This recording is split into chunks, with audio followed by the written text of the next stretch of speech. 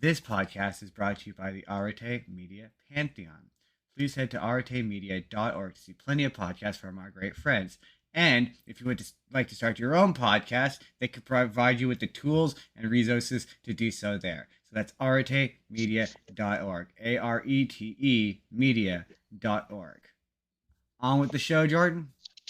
On with the show. Flawless intro. Nailed it on the first try. As far as Spotify is concerned. It's always amazing how when you make one fuck up, it fucks up the rhythm of the whole intro. Welcome to Spur's About Podcast, everybody. I'm your host. I'm Justin Spurr. I'm joined as always by The incomparable Jordan. Jordan. I was owning the moment. I was taking a moment to take a sip of water. Jordan, I was creating suspense. I thought you were allowing me to introduce myself for once. Oh God! Now I'm choking on the water.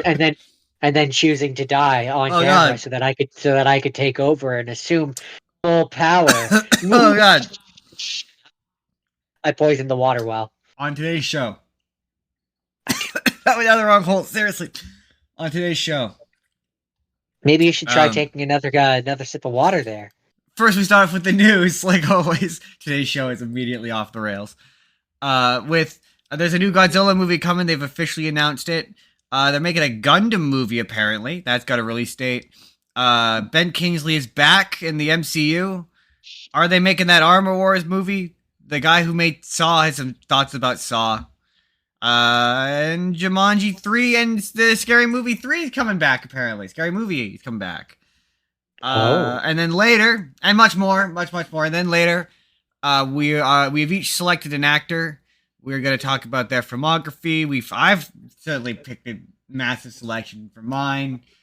And we're going to chat about them as actors, as performers. We're going to talk about it's going to be less about the individual movies and more about them as a whole. But we will be talking about the individual movies. So let's start off with their officially announced the new Godzilla movie. Officially. Yeah, I heard about that. That's by the same people that made Godzilla 1, if I read correctly. Yeah, the same guys who have made Godzilla -1. They have earned a lot of respect, and I'm interested to see where they take it. Is it gonna bring in another well-known monster, or are they still gonna focus on Godzilla like as an individual character? It'll be interesting to see. Like, I still maintain, to me, the logical step in this world is for them to do Mecha Godzilla. Well, I've always been like, if this is a remake of the first movie of sorts, then the second one should be a remake of the second movie. So yeah, then to me it's just logically fight a monster, and that monster to me should be Anguirus, like a modern, updated version of Anguirus. Or yeah, but in this world, I feel like the logical response would be humans saw Godzilla and are like, we need to create a thing. I know specifically if it's an analogy for the World Wars. Then America should be making a Mecha Godzilla. I don't disagree with that, but also they just wouldn't have the technology, and you want to keep it real. Ironically, the more realistic version of this is there's just another monster, and yeah, you do Anguirus, if you did the serious real world version of Anguirus, because I do maintain, that first one took the notion of Godzilla destroying a city and made it unpleasant. Let's take the notion of Godzilla fighting another monster and make it unpleasant. Or another option is they don't even do Godzilla -2. They do something completely different.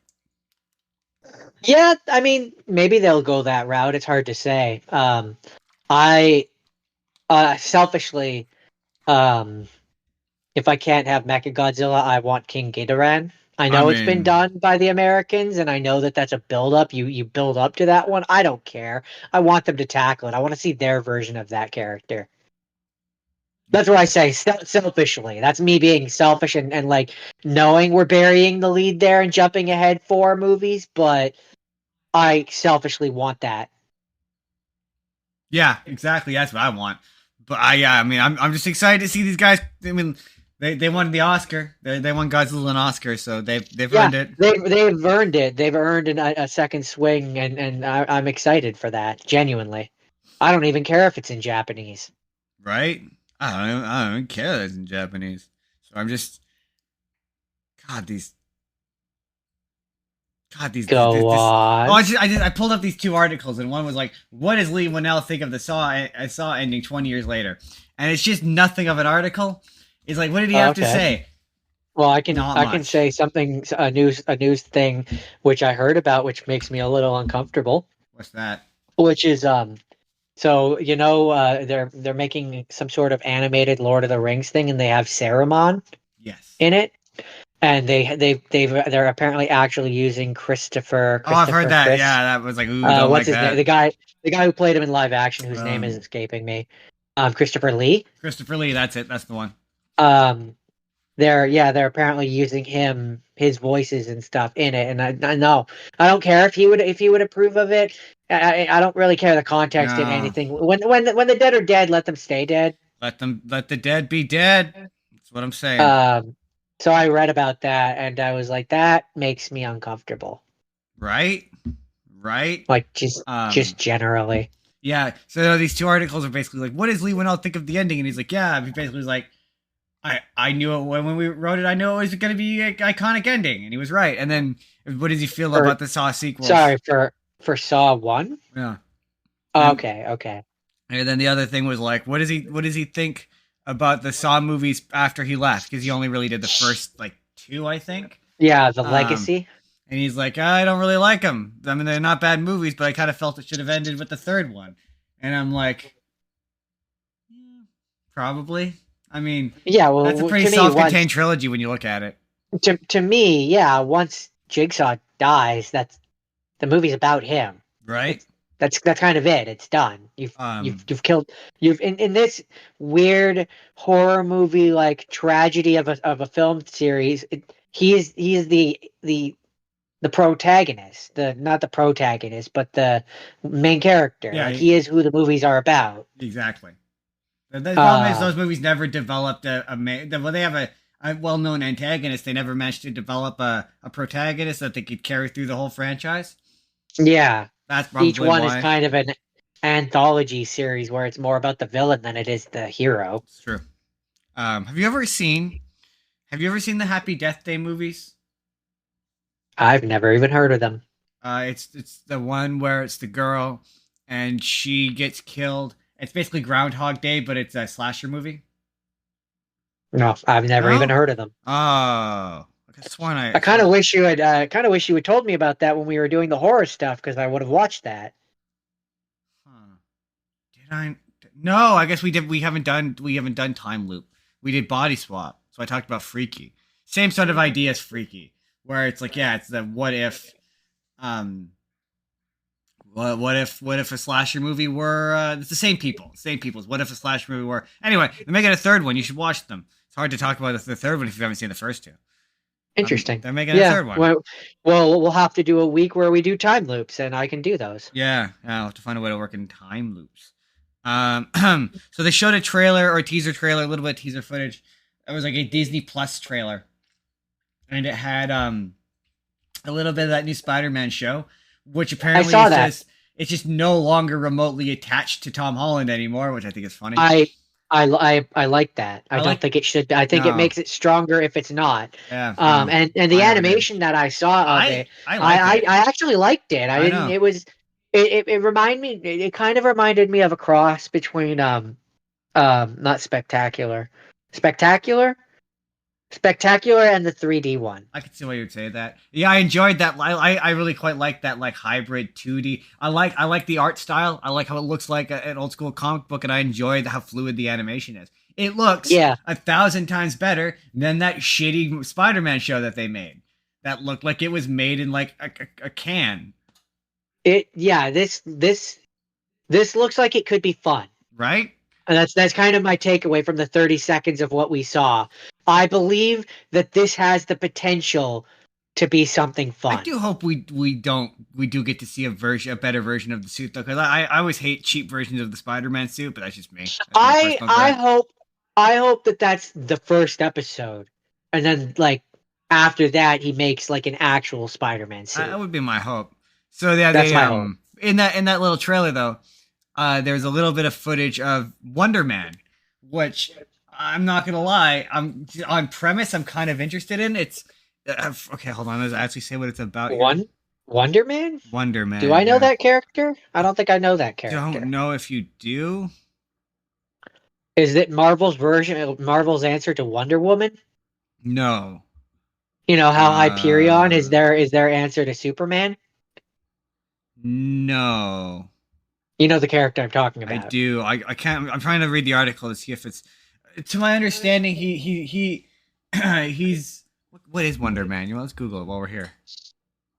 Wonder Man. Basically, the plot of the show is going to be the guy goes to Isn't the audition point of for. this isn't the point of the show about Spider-Man because it's a Spider-Man show? Oh no, this is a different show. This is the Spider Man. It was just in this little clip of footage, essentially. This little package, this little trailer for Disney Plus. Oh, I thought you said that Spider-Man was fighting Oh Wonder no Man. no! The Wonder Man was in footage for the new show is in this trailer. Oh, okay. Okay. I'm just trying to read. What does he do? What is his deal? What's the deal with Wonder Man? He basically looks like he's a generic. He shoots laser beams out of his hands. Superhero. Okay. He started off as a bad guy, became a good guy. Is he new? No, I've never heard of him. He's a real B. He looks like he's a real B-lister. What it looks like. Oh, I'm okay. trying to think of what is this about? That's a show? Yeah. They I think in certain versions of it, and the idea of this is like it's supposed to be like this guy auditions for this show within a show. So he's auditioning for the show Wonder Man, which is a show that takes place in the MCU. And Interesting. while he's on this show, he winds up with superpowers and he becomes Wonder Man. I'm not exactly sure what I've heard of Wonder Man before. I just don't know exactly what his deal is. But the thing about it though is they brought Ben Kingsley back, so he's back as Trevor Slattery, and he's teaming up with this new superhero guy. As fake Mandarin. No, he's no longer fake Mandarin. He's just no. But I mean, he's the same character that played fake Mandarin. He is the same character that played fake. Yeah, fake. He Mandarin. was in Shang-Chi, so we know that he still exists. He's still around, very much still around. I'm interested in that. Okay, that sounds fun. I'm not interested. If it comes to Disney Plus, I might put it on. It's given me from the very loose talking that you're giving to me of it. It's giving me very Prince Andor vibes, where it's like, who is this character and why should I care? Yeah, that's true. I will say that I've heard good things about Agatha all along. I've heard that show's actually good. Or not even Prince Andor. What's that Star Wars one? Andor. The Rogue One. Andor? Andor. You said Andor. You said Prince Andor, and I didn't bother to correct you because I assumed you were doing it intentionally.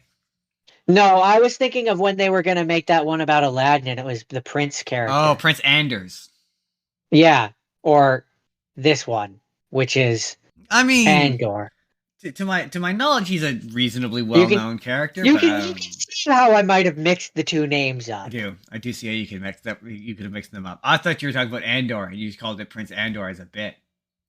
No, I was thinking of the Aladdin because of what I had to watch this week. That's fair. Agatha all along is apparently good, so anything can be good. I have not watched it, so I couldn't say. I might watch it. I really did not care about that character. I know. Apparently, the show's barely about her, though. Just like I won't really care. I don't really care about the Echo one, the one from was it, Ant-Man? Echo. Echo is not from Ant-Man. Echo's from Hawkeye. Whatever. The point stands. Don't care. No. That was like a spin-off. Xerox at that point. Yeah, if anything, you're kind of just reinforcing my point. I don't care. Who is that? Why do I care? Anything can be good. As you said, it's a Xerox of a Xerox. It's a character that wasn't even a character that now you're trying to make. Anyways, I think what I'm trying to say is I'm a little worn out with all these Marvels. I mean, yeah, unless they do something like real interesting, and I'm not. Yeah, They kind of need to just, and this may be one of our hot takes. End the MCU, and end it. They're gonna end it, and then just like do movies where it's like, yeah, you can reference Thor and be like, yeah, Thor is a thing that exists, but Thor doesn't have to be with Iron Man all the time. Right Or he could be. And you there. can just not make big fanfare about it and not make it a big deal. They're Like, gonna end it with a Secret Wars and a big Robert Downey Jr. doing a big Doctor Doom. Hey, speaking of which, you know what? Let's do that story next. The have we seen footage of him as Doctor Doom? No, but the Russo Then I brothers then I explain. don't know that I care. The Russo brothers explain why they returned for Avengers Doomsday with Robert Downey Jr. And Jordan, do you think that the answer is money? I mean, yes, but I don't think that's the answer they gave. But yes, I don't know. It's money, yes, right? It's money, I think the answer is they received the correct offer to bring them back one more time. right? So, okay, this is what they said. We're all very close, Joe told Games Radar at MCM Comic Con 2024. We had been working on another project before Marvel approached all of us. We were working on another project with Robert. There was a story that evolved through conversations that we got very excited about because it's always got to be the story. So that Joe said, why would we come back if we didn't feel like we had a story that had a possibility of being on equal footing with Infinity War and Endgame, unless there's a kernel there for an idea that's really explosive. So clearly, money. Money. Definitely money. Money. Same with Robert. Just Same with Mr. Downey Jr. Marvel showed up because Marvel's a person, and Marvel went just had a check and just kept writing zeros, and they went, no, Justin. They showed up with a dump truck full of money, and then the Russo brothers were like, oh no, we're gonna need more than that, and Marvel was like, Jordan, they don't have a dump truck full of money. It's unreasonable. Clearly, it's one executive in a suit just with a check being like. And then several other dump trucks showed up. And then they were like, no, not enough. And then the executive with the checkbook showed up. That's all ridiculous. What it was is they just pulled out a phone and they just hit a number. They went boop. And it was like, no, we couldn't compromise our creative. Boop. Oh no, but we really boop. I'm sorry. That's how much money? This will be deposited into your bank account. See, clearly what it was the executive sat down across the table from them and just slid a blank check and said, write whatever you think you need to get this done. Right. What's that? What's exactly? They just slid a check across the table. You just write what you feel needs to be on that check. Well, there's no number that's too small. So I guess we might as well stick in the Marvel era, area. So do you remember how we previously discussed whether or not Nicolas Cage would wear the costume in that Spider-Man Noir show? Or whether or not the costume would even, in fact, show up? Well, here's what I will say. I cannot speak as to whether or not he is going to be wearing it, but it does appear as though we were correct. At the very least, a stuntman will wear it. Because there's some set footage of an actually surprisingly accurate-looking costume. Yeah, but I mean, that just checks out. I mean, I'm just surprised thought it would be. No, honestly, I quite legitimately thought we weren't going to see the costume the entire show. Okay, let me rephrase that then. That's what I thought it was going to be. A stuntman in the costume being quote-unquote young. I mean, it's a pretty impressive looking action sequence. Like, it's him on top of a car. It looks fun. It's making it look fun. I'm like, you know what? All right. Cynicism temporarily and hesitantly suspended. Yeah, suspended. I like suspended. Perfectly ready to be reinstituted on a dime. Yeah, sounds about right. So they announced that Jumanji 3 Manjis, the third Manji. Manji? You're leaving me in the wind here, man. Thranji? Three Manji, we got it. We got there. Three Manji is apparently coming out, Jordan. It's apparently after coming out. Most of the cast is set to return. And it is supposedly coming out December 11th, 2026. Cool. Do we have any idea of what the story's going to be? Are they going to continue the plot thread of now these characters are coming to the real world and the consequences that fall from that? Or it is unclear. I don't know. Let's see. Plot details are under emerged, but it's not immediately clear if the real world teenage versions of the characters will also reprise. So we don't know. That's what I think it was. Okay. That's what I thought the second one was. Yeah, I think they should have the quote unquote real version of Doctor Bravestone, where he's like not being controlled by anybody, and you just get to see what he's like. Yeah, and he's still like what I would do is I would have it where it's like you see what he's actually like, and he's still over the top, but like he has his own identity. Yeah, that'd be kind of fun. And before, yeah, the Where it's second like one, I where it's think like it ends where with it's the. like and then that's where like you can play into the like the Rock stereotypes and just have him be the Rock basically. I think that'd be Um, fun. and then like you have Karen Gillian, her character, and like she's the femme fatale, but she's still like essentially have it be where these actors' actual personalities shine through while they're still playing into the archetype of what their character I is. think that'd be fun. But I mean, that's the second one ended with the Jumanji coming to the real world, but also that's technically what the first one was about. But they also haven't done that, for two movies at this point. So I guess it's Well, the first one is about them playing the game and it coming to the real world. I don't know if like because of how the game works now, it's not like they're playing a board game in the real world. yeah, true, true. It is different. So Jordan, remember Scary Movie? I have memories of that. Yes. Well, apparently they announced that the Wayans brothers, who made the first two Scary Movies, are returning to the Scary Movie franchise. So the very Cool. original guys who made Scary Movie are coming back. My question is, are they going to go back? They posted a picture with Ghostface. Are they going to do Ghostface again? Or are they going to do Art the Clown? How, I don't think they have the legal rights to use Art the Clown in their movie. Isn't he a Terrifier character? He is, but I mean, Ghostface is a Scream character, technically, I guess. Although I guess the Ghostface mask is technically a generic Halloween mask, I guess, maybe? Yeah, I think so. I mean, you they might have a clown who's violent, but I don't know that necessarily you'll look at him and think, if anything, if they were to do something like that, I imagine it would be like an amalgamation of the clown from It and the Yeah, one from Terrifier. probably. And he would probably like and maybe those two combined with like a parody of the Joker, and it would be like an amalgamation of several clowns, so Probably. that they can't get in trouble for it.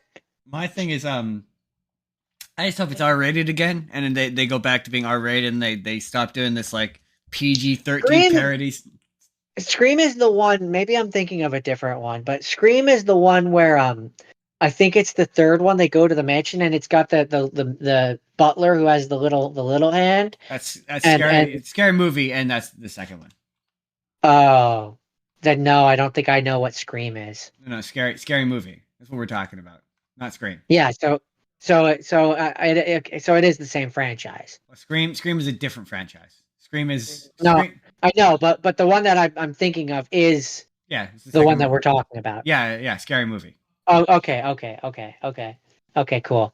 I wasn't sure. Scary and I Movie is wanted to a confirm. parody of is that though, those really lazy parodies where they Yeah, like uh like a movie, epic movie. yeah, Scary Movie is where that starts.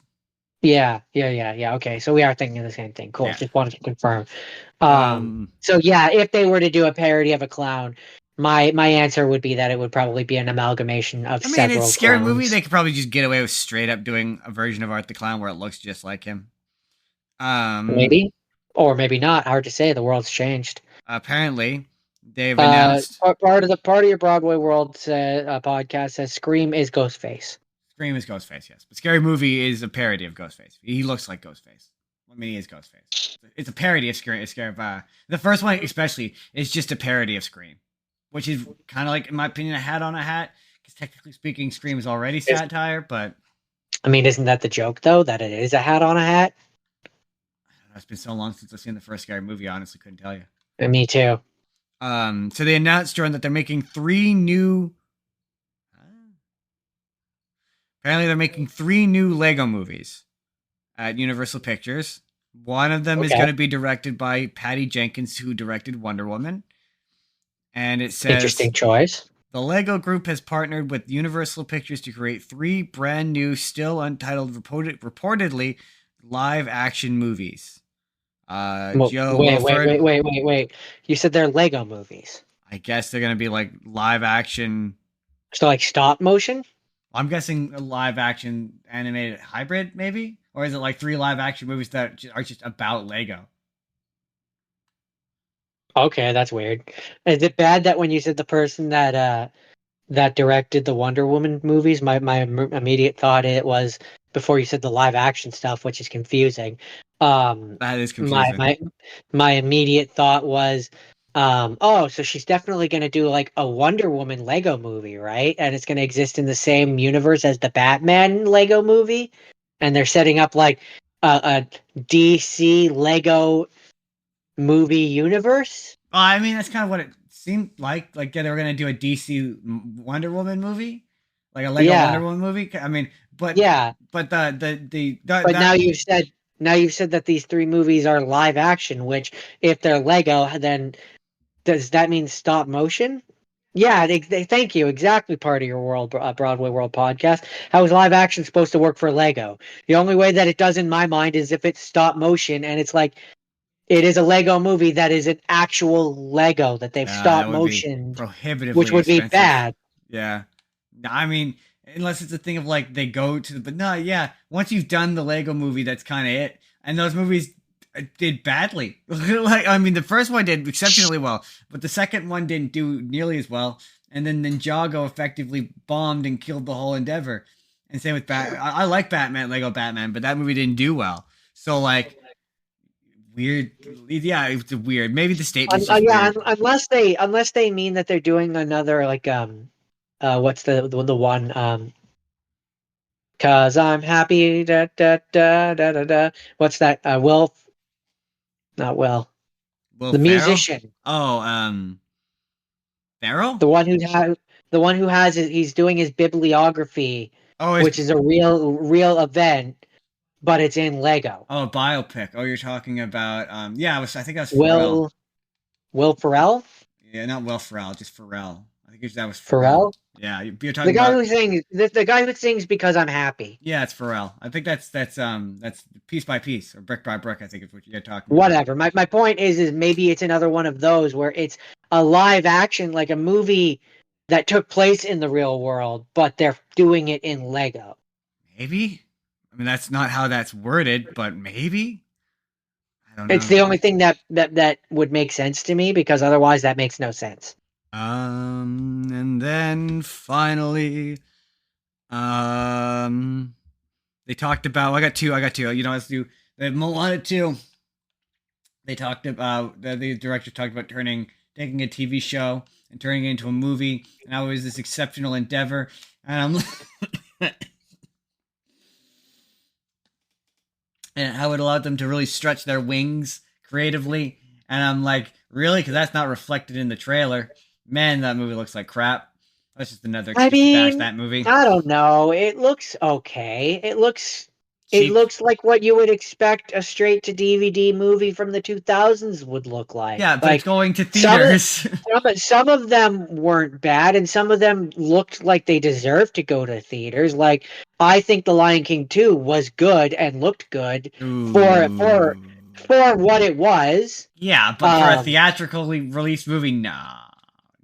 No, that's where I don't know that I agree that it should go to theaters, but I don't think that for what it is, which is a thing that was supposed to be a TV show. Here's what I'll say. It looks better than some of those Kung Fu Pandas, the Mega Minds, the I'll give you. like That'll give you. like those TV ones, which Yeah. are actual TV ones. This one doesn't look awful. It's middle of the road, is what I Yeah. would say. To me, it looks unacceptable for a Disney theatrical release. For a theatrical release, I agree. It I looks. think it's lacking, or at least the trailers make it look lacking. It's not even that the Um, animation looks stilted and cheap. It's that none of the vocal tracks match like at all. It just looks bad and cheaply made, and it is. So it's kind of intellectually insulting to have them be like, "Oh, we had all our artists working on this." It's like, no, you didn't. No, you um, didn't. I'm just, yeah, I want to be fair to it.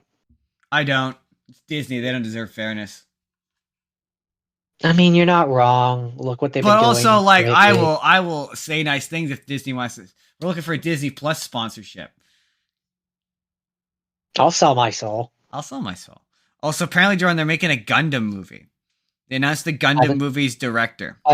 like a live action one? Yeah, a live action one. Because that works And so well for Power Rangers. I mean, that's because that creative team was actively ashamed of Power Rangers. But I'm not against more giant robot stuff.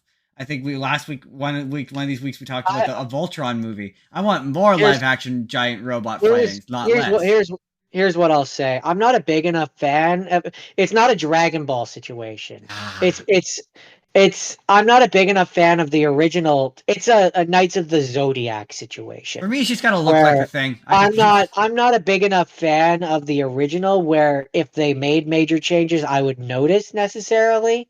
Unless those changes were visual. Like if it didn't look right, I'd be like, I don't know Gundam, but I know that doesn't look right. Yeah. Like, it's just gotta look like the thing for me. That's how low my bar is for this. Yeah, like I don't. If characters aren't exactly in character, I guess I should say, I won't notice it because I don't know the original character. I feel similarly about Voltron, where I'm like, as long as it looks like Voltron and it punches a big bad guy. Yeah, as long as it's the 5 lions that turn into the giant robot, I don't really care what the humans look like. That's not the important part. Yeah, as long as they get. To be fair, I've never actually watched Gundam. I just know it involves giant robots. As long as they get into giant robots. I've watched some of the, not all of, but some of the Netflix version. For Voltron or Gundam? Yeah, Voltron. Oh yeah, I watched a bit of for Voltron. I watched a bit of the Netflix version. But not the. Is there a Netflix Gundam one? No, I don't think so.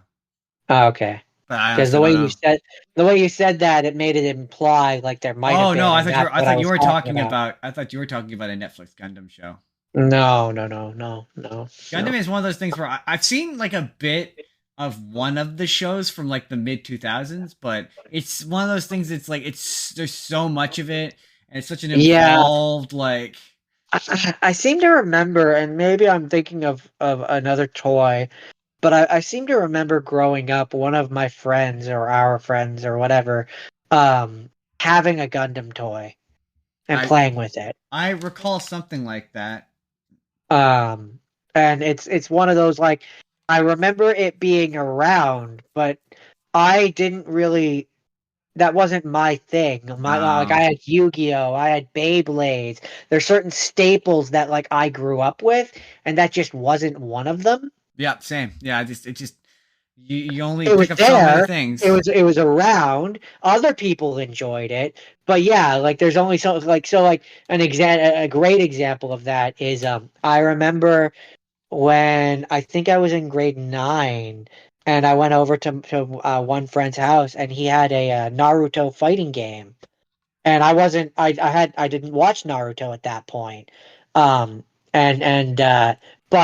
he was really big into it, but he wasn't so big into some of the other anime that I grew up with, because there's 17 billion of them, and you kind of have like a block that you get into, and other people fill the other block.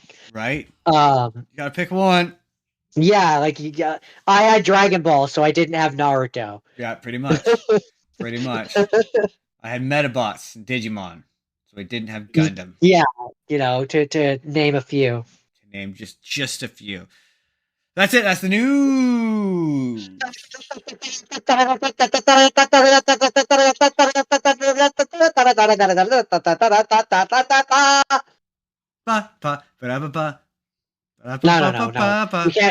We can't do that joke every week, Justin. People will get burned out.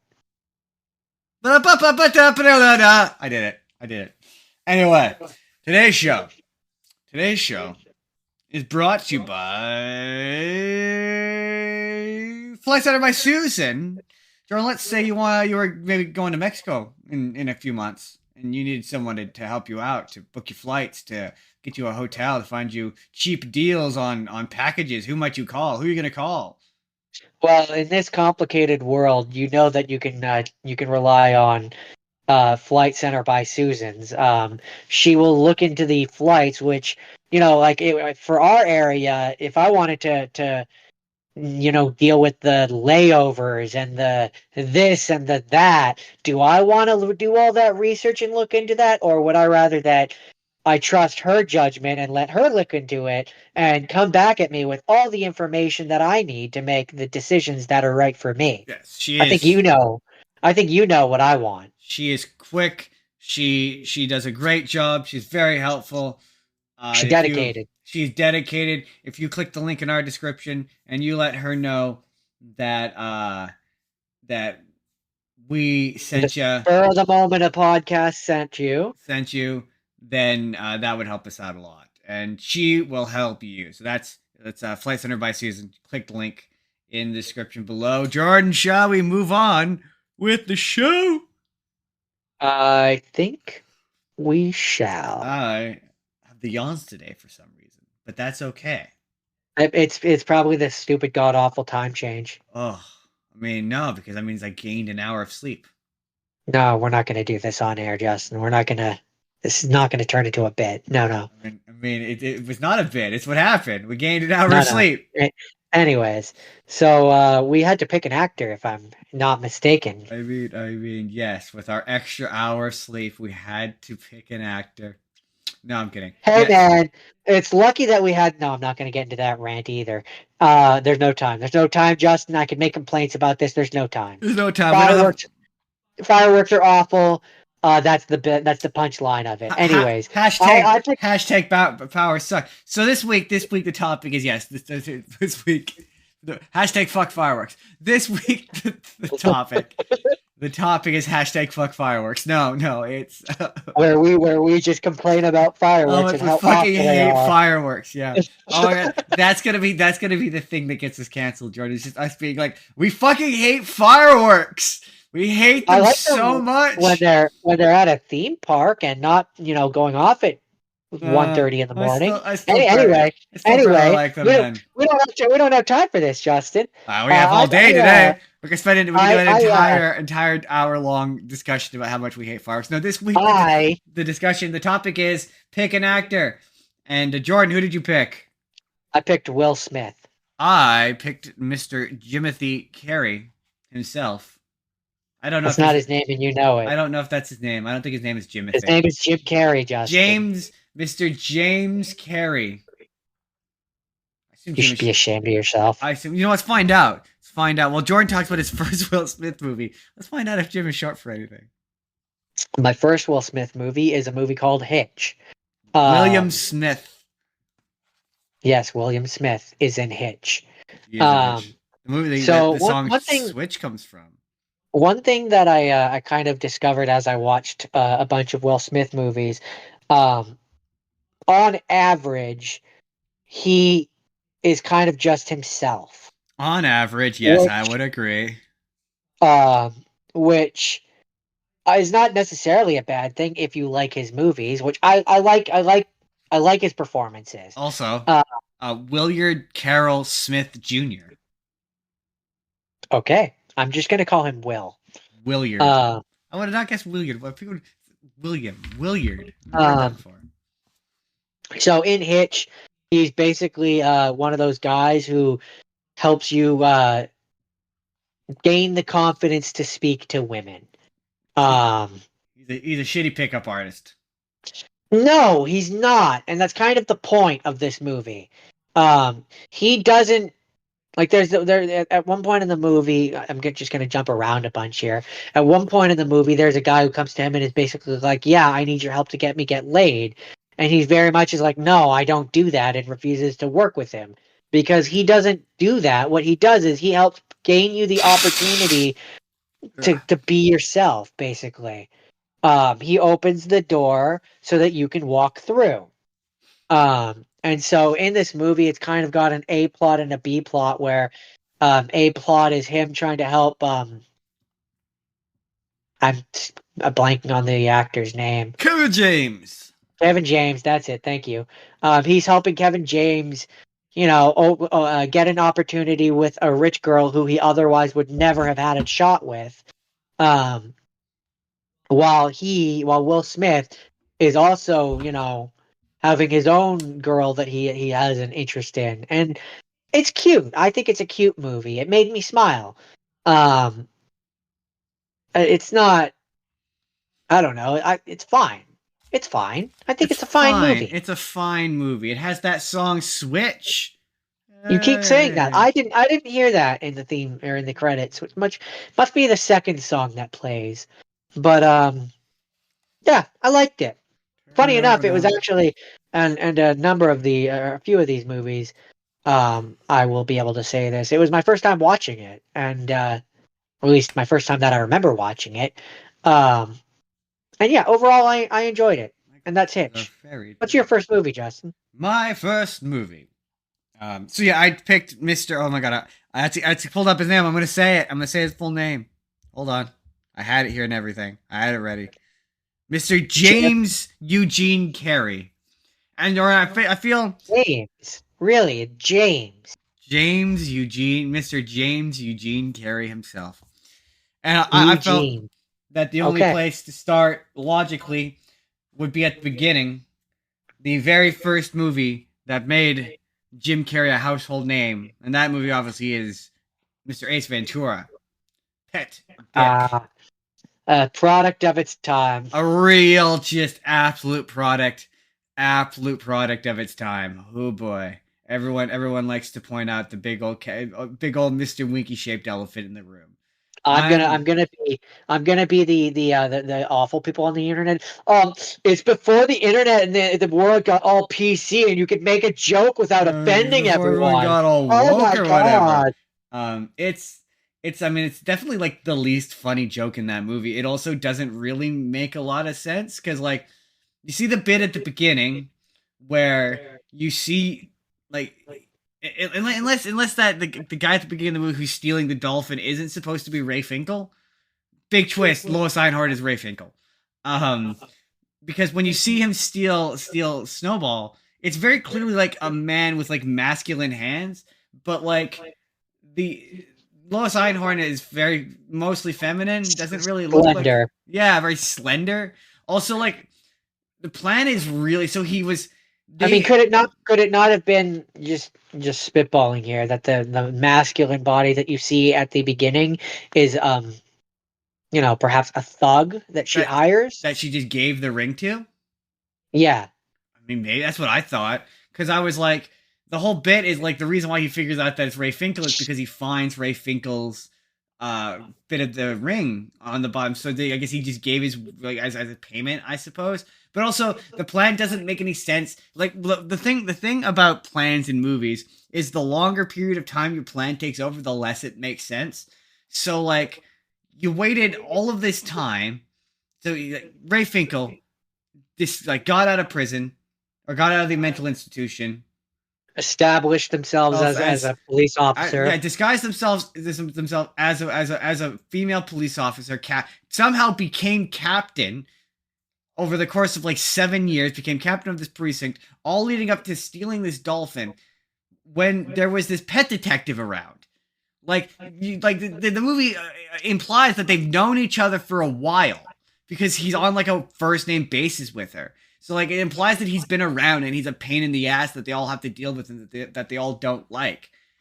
Who takes animal cases like way too seriously. So like and like the movie sort of seems to indicate that this person is reasonably cognizant, like they're not totally insane. So why would yeah? It just seems like a bad, poorly thought out plan that you've thought about for 7 years. I mean, the answer to that, If the a true wizard did answer, it, you're not supposed to think about it. It's a comedy. I mean, sure, but when you're trying not to think about the Mr. Winky in the room, it's all you think about. And also, I do a show on the internet where I pick apart movies. It's kind of my bit. I know. I'm just saying, for the standard moviegoer. I didn't get to watch the second one. I was gonna watch the second one, but I'm like, yeah, I can see why. But it's funny because as we will go on, we will find out more and more that Jim Carrey very much resents this guy. Like this is the guy that went on to do The Mask, Dumb and Dumber. Like this version of Jim Carrey would go on to resent for the rest of his career. And I will demonstrate that for you today, Your Honor. That's Ace Ventura. Okay. I tried to as we get into this, I tried to like I try to sort of represent as much of his career as a whole. So I'm gonna try to do this like not necessarily in chronological order per se, but in sort of like beginning to end, if that makes sense. Yeah, that's fair. I also tried to sample as much of his career as I could. Will Smith has been in a lot of things, Jim Carrey's been in a lot and too. I did not have the time to watch every single one of his movies. But I tried to sample as much as I could. So the first one was kind of sampling, that romantic comedy portion of his career. Yeah. And this one is kind of the more serious, for lack of a better word. It's I Am Legend. Oh yeah. I don't know if drama, I guess. I don't know what you would want to classify this Thriller. as. Technically, I think it's a horror Thr- movie. thr- Thriller, horror. But this one basically, to summarize the plot very loosely, um, woman thinks she cures cancer. Woman essentially kills off 95% of the planet. Will Smith goes crazy and spends the movie trying to create a cure. Will Smith kills a dog. It's very upsetting. Will Smith is okay in this movie. If you want to see Will Smith play a crazy person, this is the movie for you. This is definitely the Um, one. What the heck are you it's a doing little, out here, Jerry? it's Get a little out of dry. here, It's Jerry. it's a little dry for me. A little slow, but when it picks up, it picks up, The and the character work is very strong. the I believe he's crazy. the original ending to the book is way better. Go on. It ends where it turns out that the vampire the infected, because I don't think they're vampire people in the original book, but it basically turns out that they have their own society and they're basically humans, and that he's basically been this like crazy psychopath killer who's been killing them at night, and it turns out like he's the bad guy basically, and then title from the book comes from like I am legend, like I am the thing that goes bump in the night. Oh, interesting. That's very different than what we got. Much, yeah, it's much more interesting. Also, also, I never would have. Now that you've said vampire, certain characteristics make way more sense. I never would have picked up on that. Yeah, they're supposed to be vampire things. Just based on their visuals and what they look like, I never would have picked up on that. Zombie vampires. Um, yeah, I definitely attributed more zombie than vampire, but that's interesting. Um, yeah, I don't have a lot to say about this one because, quite frankly, not a lot happens in it. Not It's more really. about like Vibes. watching the vibes and the character work and so on. In that regard, it's a good it's good, but in terms of what a movie where things actually happen, it's a little dry for me. Yeah, I liked it. I thought it was all right. I was like, it's all right. It's fine. That's kind of going to be a lot of my opinions here are like I don't dislike them. Yeah. I mean, I liked almost all of mine. I don't dislike them. Like I don't really have much bad to say about it. I do some of these, but um anyways, that's I Am Legend. My next one. So okay, so Jim Carrey, he goes through a period in maybe the late '90s to early 2000s where he's got to prove that he's still got it. So he's got, or you know what? So we'll do live. We're gonna swap this. No, not too we will. So in I say around 2003 2002, he's done a few dramas and they're not doing terribly well. So he's got to prove that he can still be a comedy leading man and make a ton of money. So he does a little movie called Bruce Almighty. I like that movie. I do enjoy that movie. It's one of those ones where you can't think about it too much, because if you think about it too much, um, it stops making sense. You're like, wait, what? God just he just decides this one guy needs this weird and specific lesson, so he gives him his powers for a week. Although there are some really funny little Yeah. Easter eggs that I totally didn't like. The fact that that God's tired of his shit, Justin. the fact that the company is called Omnipresence. It's funny. Omnipotent. Yeah, no, Omnipresence. because he's omnipotent. He's omnipresent, not on. Yeah. Um, Omnipotent. omnipresent is different. Anyways, But yeah, it's omnipresence as an omnipresent. And then I like the bit at the end where they pull down his poster, and it's like uh all toppling of false gods. I enjoyed that. Oh, I never thought of that. That's funny. Right? And I was like, oh, that's clever. That's really clever. It's That's like yeah. That's it's his apocalypse. He's just this obnoxious jerk at the beginning of the movie. I've discovered I enjoy Jim Carrey more when he's human. yeah, more like a real person. He very much he he desperately need like he was so ashamed of being the Ace Soup. Ventura Dumb and Dumber guy that he struggled to do this. Like, I'm just a normal guy that has extraordinary circumstances happen to me without being silly. This one also repairs him with, and we're going to talk about it in a minute, but it repairs him with the guy who made Liar Liar, which Tom Shadyac, which like uh Interesting. these movies are remarkably similar in a lot of ways. Those movies are remarkably similar in a lot of ways.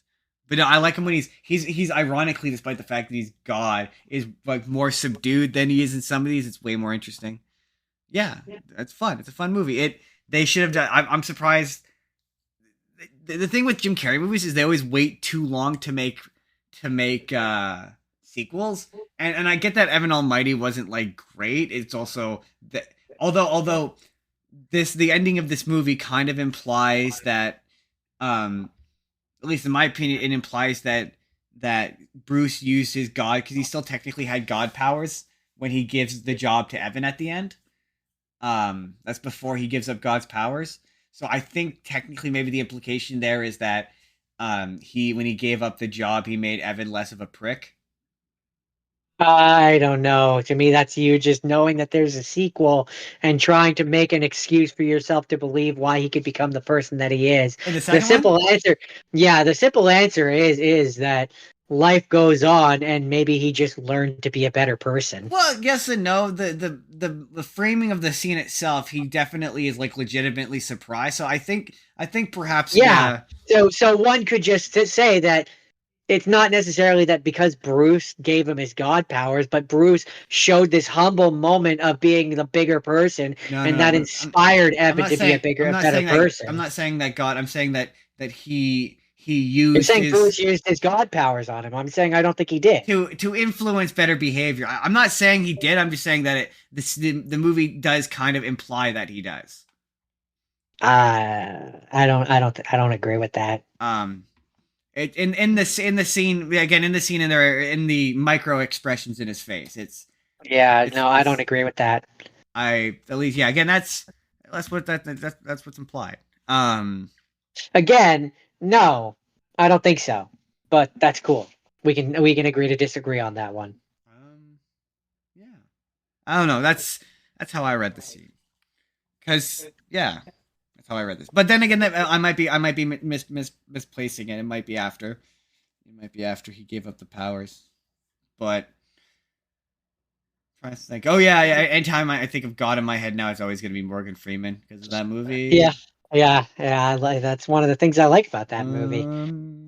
Is there Yeah. anything else you have to say about Bruce Almighty? No, no. Um, so following the thread of I Am Legend with Will Smith's path here and through my story of Will Smith, um, we have a more serious one, drama. I guess I would call this one.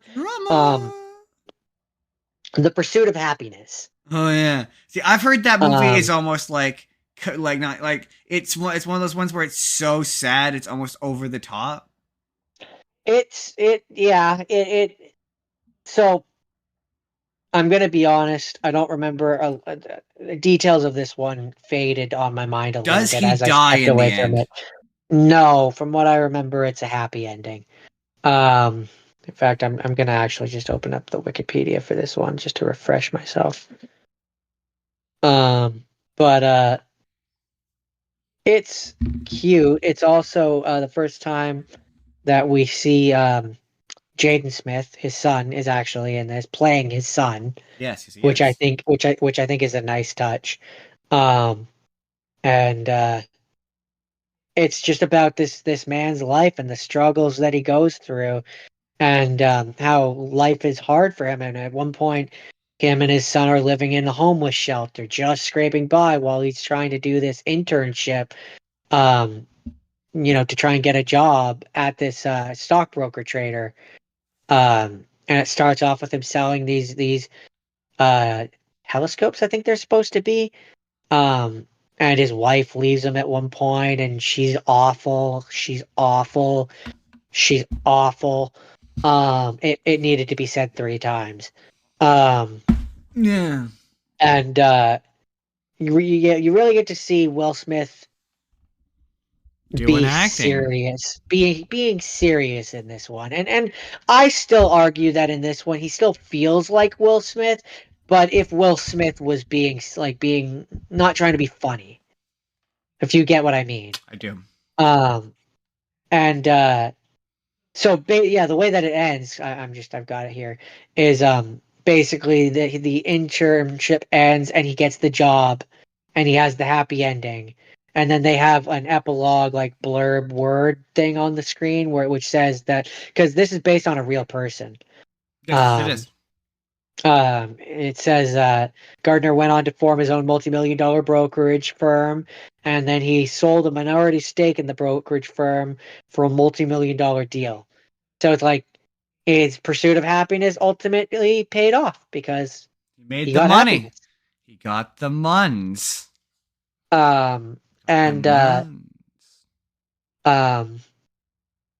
Yeah, it's another example of it's fine. It's fine. A lot of it's sad, but it pays off. He gets the happy ending. Yeah. So, is that it? That's all I got? Yeah. So, okay. So Jim Carrey, obviously, he goes through a bit of, he's got to do his movies where he's a dad. I call him dad movies. And that's also Tom Shadyac. Shadyac? I'm going to mispronounce his name. And Liar. So the reason why I could tell that they're both made by the same guy, number one, is they both end where the credits are the blooper reel. You know, like both movies. Oh, yeah. Which I can still quote so many of them. My favorite one is the one where they're in the courtroom. Overactor, huge. In prenuptial agreement. Liar, mama. Yeah. Or and then in the blooper, he just kisses her as the door is shut and they're laughing. So funny. My thing with that one is that the movie really needs you to understand at the beginning that he's a liar, but like a lot of what he says, he is a lawyer.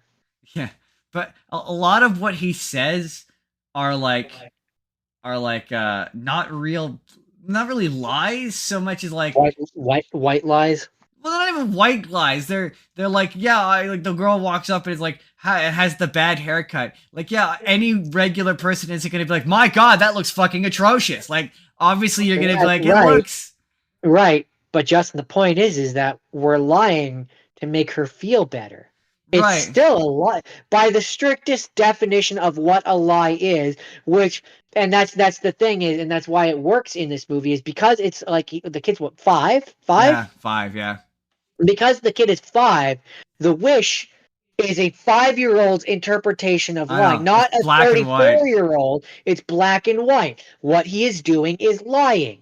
It's adult lying, but it's lying. But what I'm saying is, that's why it works. The movie is not giving you a 5-year-old's interpretation of it. It's giving you the adult's interpretation, and it's framing it amongst like the weird, that's not really a lie kind of lies, to like it's equating them to from a 5-year-old's but they're not from a 5-year-old's perspective. That's what I'm saying. Yes, it is, because that's who made the wish. No, but what I'm saying is the movie itself is framing these early lies in the early beginning parts of the movie as equal to when he pulls up, and he's also a bad liar. Like, dude, pick a more believable lie. Like when he shows up at the beginning of the movie to meet the son, and he's like late, and the way he's like, oh, I ran out of gas on the way here. He's like, bro, just say you got stuck in traffic. You'd still be lying, but at least it'd be a believable lie at that point. Like it tries to frame those lies the same as the like, yeah, obviously you're not going to make fun of the guy to his face. That's not really technically a lie.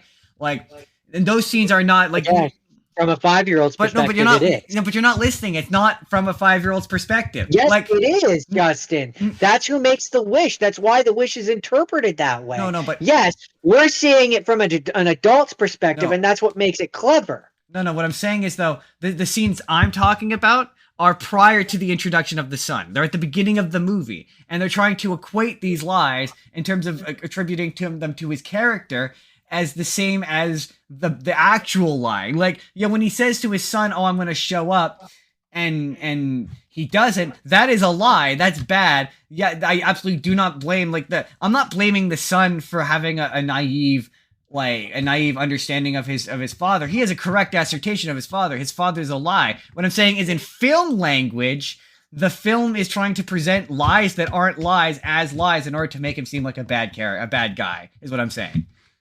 I mean, in the beginning, he is a bad guy, though. Yes, but that's the thing is, and yes, that is why they're doing that, is because in filmmaking language, you have a set amount of time. You have to establish right off the bat that he's a bad person. Right, but what I'm saying is the lies that he's saying they're not bad lies. Like, it's casting a well, because that then sets up later on when he tries to do those white lies, as we would refer to them, he can't do those. Like, that's why they have those there, is to set that up later on. But my point is that they're not that bad. Like, they're perfectly reasonable. Like, but yes, that's kind of the point. Yes, but the movie is trying. Like, if he, I guess I'm saying he needs to be more cartoonishly of a liar for a lot of this to be more effective for me. If I'm being critical, this is me being critical. I disagree. They're like a lot of the lies he says early on. Like, they're not lies. They're just not lies. Yeah, but that's the point. That's why when he then goes back later and can't do it, that's why they have those there, is to demonstrate, it's not just the egregiously bad lies that he can't do. It's the little white lies that make a person feel better. I understand too. that, but I don't. Those have to be there, Justin. But what I'm saying is, if the intent is to present him as a smarmy liar, you're not, because what he's saying in the beginning of this movie, and I'm not talking once the son gets introduced, and I'm not talking. It still presents him as a smarmy liar. He's telling people what they want to hear. But he's not telling people what they want to hear. Is. He's saying your haircut looks nice. Her haircut does not look nice. No, he doesn't say that the haircut looks nice. I'm just saying as an example. Right, but like all the lies that the movie presents as being lies, bad. They're not lies. They're not lies on the same level of him saying, "Oh, I'm gonna be there when I'm not." That's my point is. But again, that's the point. But I feel like you're not listening, or you're not understanding what I'm saying. What I'm saying is, the movie wants to present lies. I don't understand what you're saying, because you're watching a movie where it's doing exactly what it's supposed to be doing. Yes, I don't understand where your complaint here is, and it's frustrating me. My complaint is that the lies that they're presenting early in the movie, that they're not lies. He's not a liar. Like, not to. That's the point. But it's not the point. The point is they want you to think. The point. They want you to think the point is that they're setting up that not all lies are bad. Not all lies are created equal. That's why those are there. So that when later in the movie, when he can't lie at all, it's to emphasize that not all lies are created equal. That's why those are there. Yeah, I don't know. I just, it wasn't effective for me. Is what I'm saying. Not this time around. It wasn't. I'm like. Yeah, I don't. Maybe it's because I'm get your issue. Well, because what he's saying, he's just a functional adult. Because to me, that's the point. But it's not the point. The point is he's supposed to point. No, the point is he's supposed to be this cartoonish, over the top liar. And yes, but it's supposed to be a thing where it's mixed in. Justin, the white lies and the bad lies are mixed in, and he has stopped seeing the line between the two. But that's the point. Yeah, it's not. He sees it all as the same thing. But again. That's not how it's. I think you're remembering this movie differently, because that's not how it's presented. He's being presented as though you're right. It wants to pretend that it's presenting it to you that way, or it wants you to think he's a certain kind of like to me. they're like, oh, he's the kind of guy who's willing to perjure himself in court. Like, yeah, that's like, I guess what I'm saying is his lies needed to be bigger for so then when he tries to I don't do, agree. because the thing is, a lot of what he's saying at the beginning, it wants to be, oh, he can't say regular or small lies, but he doesn't really say lies that are that big in the beginning of the movie to where it contrasting to him not being able to say any lies is really that effective. Like, again, a lot of the lies, like there's a small scene at the beginning of the movie where he's interacting around adults as though they were adults, and what at that point, they're not really that bad of lies, is my point. So like, Yeah, that's the point. but I feel like you're not listening to me because you're getting defensive about a movie you like, that you clearly haven't seen in a while. Because what I'm saying is like, there's a lot of times where, like, yeah, like a lot of the ways he interacts with his staff, the movie is like, oh, he's saying this really awful thing to them, this awful big awful lie. It's pretending, it's trying to pretend that like harmless like everyday lies are on the same level as when he shows up and he's like, oh, I ran out of gas. Like that, that's a useless lie. Like, it's pretending like they're both the same, but they're not. Like, being nice to your staff and being polite to people and like is not the same. We're just gonna keep going around and round in circles, yep, on this, man. Yes, but you're not. Let me finish my thought. That to me, it's not the same thing. So like, it just, yeah, that was my main thing this time, where it was like, oh, I remember this character being way worse than he is. I'm like, oh no, he's not. I guess maybe you're right. Maybe because I'm an adult now, I'm like, he's not really doing. Yeah. Also, I appreciate.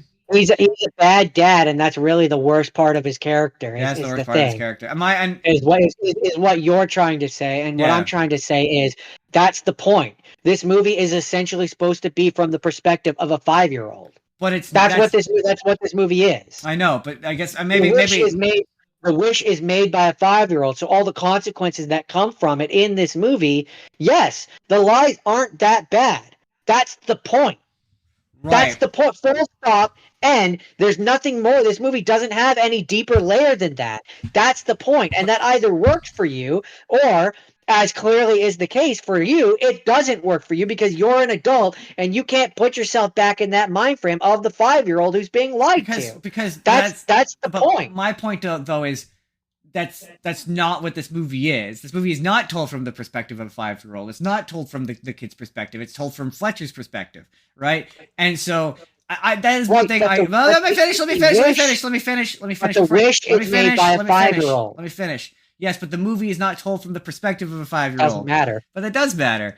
No, it doesn't. I do appreciate that the movie never explains anything. Like, that I appreciate. It never explains the magic. It never, because it doesn't need to. That's not the point. But what I'm saying is yeah, in order for the him getting punished for the little stuff, I don't know. I think it would have been, he needed to be smarmier, I think, in my opinion. I think it works just fine how it is. So then it contrasts better to when he's with the son. It comes across as more fake, because and then that way at the end, when he has the lesson of he needs to be, because they're like, oh, there's this whole they can't make him smarmier because he has to be redeemable. If he's too smarmy, he's not. No, I don't know. I think it's a classic for a reason. Oh yeah, I mean, yeah, it wasn't. Yeah. I liked it. I thought it was funny. It certainly didn't age as badly as Ace Ventura did. That's for sure. It's a fun family movie. It is That's fun my thing. Family movie where you cringe. I mean, there's nothing. The most realistic bit in the movie was when the boyfriend is like doing the claw. It's like, dude, stop. Like, this movie comes from the same time period, and this is maybe a weird comparison, but it comes from the same, like, it gives me real Jingle All the Way vibes. Oh yeah, it's Jim Carrey's a dad. It's a dad movie. Like, it's just a dad movie. There's so many of them at that time. About your shitty divorced dad who somehow gets the girl at the end. And so I don't know. Maybe it's just a thing where I have my own experiences of life, and maybe I just attribute this movie to certain individuals that I grew up with. Yeah, yeah. Um, maybe that influences my thoughts and feelings towards it. Who can say? This isn't a therapy Um, podcast. We're not going to deep dive into our deep emotional trauma here. Is that all you have to say about this movie, Justin? it also clearly takes place pre 9/11. Oh yeah, with how easy it is for him to airport shenanigans. Get through the airport security, pull airport shenanigans at the end. I was like, I didn't even bother. I'm like, I think this movie came out in 1999. It must have come out pre 9/11. I would not be shocked. No. Yeah, that's it. Um. That So is Liar Liar. my next one, we step out of Will Smith's serious acting drama and move into action. I guess I would call them intrigue. I don't know. It's focus. Um, That's a action. technically. I What think would you that's. call that? I think it's technically a romance, isn't it? Because don't they get together in the end? Okay, I suppose maybe I don't Drama, know. drama, Yeah, drama. I don't know. Anyways, focus. thriller. You've talked about it from the Margot Robbie side. I watched it from the Will Smith side. It's it's Creepy. okay. Here's I don't like here's them here's together. I really don't. I here's stand what I'll by say. that. I'm even ignoring that. I'm just like from a film perspective on the whole. Um, the, I I'm a big fan of sleight it's of hand, so anytime anything involves sleight of hand, I'm always gonna it's like it. it was one of the bottom of the list ones for me. As someone who appreciates that part, that like scam and all that sort of stuff, like I Yeah, I don't remember what my specific thoughts were on that movie, but I I did appre- appreciate that stuff. That was fun. I appreciate that stuff. Much like your thoughts, I don't see Margot Robbie and Will Smith together. He's like 10 years older than her. Yeah, Um, I don't know. It's weird. like They have no like chemistry. That's all I remember about that movie. Is they have no she's chemistry. like she's like your age, Yep. and so he's like 50 something, and the thought Pretty sure he's of almost 60. I don't even know. Hold on, let's find out. Um, and so the thought of them together I know weirds I me googled out. it. I know I googled it, and it's old enough to be weird. Will Smith age. He's 56. Yeah, she's He's 34. 56 and she's 34. That's like 20 years apart. Which, Yeah, granted, in my life, I've known individuals that had that spread yeah. But personally. just in this case, it just So didn't. I don't know. They had like I just nothing. don't I just don't see the chemistry there. Honestly, Um I don't remember if I liked this movie or not. I think I did. and I thought it was all right. the movie, like the scams and that's it's dry is the Yeah, word I would use. yeah. Like dry. It's a lot of talking. And like the scenes where they're doing stuff, I don't care enough about the characters to care. Fair enough. Is I guess kind of what I would say. I don't have a lot to say about this one. If you want to know what I It's thought, go not back and watch the episode where I talked to. Go back to the last pick an actress where I talked about it because I don't honestly remember what I it's said. it's not my least favorite of the movies that I watched, but it's down there. Yeah, yeah. Is that it? That's it. That's it. So my next one, Jim Carrey. He's gone over the years through several identity crises, I would say. And there was a point where he was like, I need to go get back to my roots. I need to do comedies. I need to do a big Farley Brothers R-rated comedy in Me, Myself, and Irene. And Yes. I don't have a ton to say about this other than it was like one of the first R-rated comedies I ever watched. I remember it being kind of a shock at the time because I mean I knew Jim Carrey from relatively family-friendly stuff, what I considered to be relatively family-friendly stuff.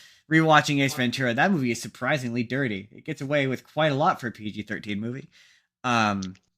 But for those of you who've not seen Me, Myself, and Irene, the very basic plot of it is Split personality. Jim Carrey plays a cop who gets cheated on by his girlfriend, which causes him to causes him to repress all of his rage and emotion, and that bursts out of him in the form of Hank, an alternate personality, and he inadvertently winds up escorting a young woman back to another state where she's going to be arrested, and yeah, it's the road trip movie, and there's split personality shenanigans.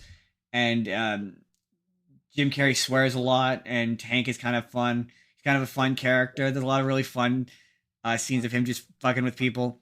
Um, what was my thing? Oh, the only thing I didn't really care for is his sons, who like it's like I one. wasn't gonna say it, but It's like, well, my thing is it's one joke, and the joke is they're black guys and they're saying stereotypical ghetto black stuff, but they're also even though they were raised by the whitest man in yeah, America. because they grew up watching HBO special comedy Richard Pryor specials, and they're massive stereotypes, but the joke is that they're stereotypes who say smart shit, but Yeah, like it contrary to what the stereotype would actually actually be be. yeah. So they're all saying hyper intelligent, like highly scientific formulas and stuff, but like it's all with the air of like stereotypical black guy speak. I ghetto speak. I don't know what the word is. I immediately apologize. Don't cancel me. And it's just it gets really old, and it's I don't know. I'm sure there's somebody out there who's gonna be like get in the comments like Justin. Actually, that those characters are hilarious, and you're an idiot. But I don't know. It got so I don't. old so fast. I just for me, um, the reason why I don't, the reason why I'm not fond of those characters, um, is because I feel in a movie that otherwise, for what it is, holds up decently well, they age it. I don't disagree with that. Yeah, especially be considering I'm pretty sure Anthony Anderson has a gold tooth.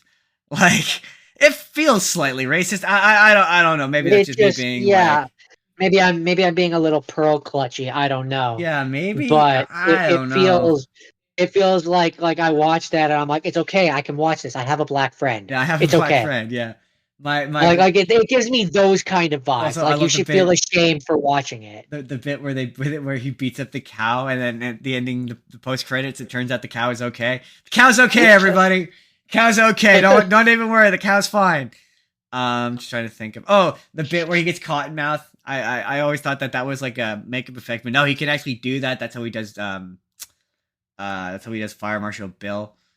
Interesting. Uh, yeah, the whole thing with this one is that it's a Farley Brothers movie, so it's gross and weird and Over the top is over the the word I would use. top.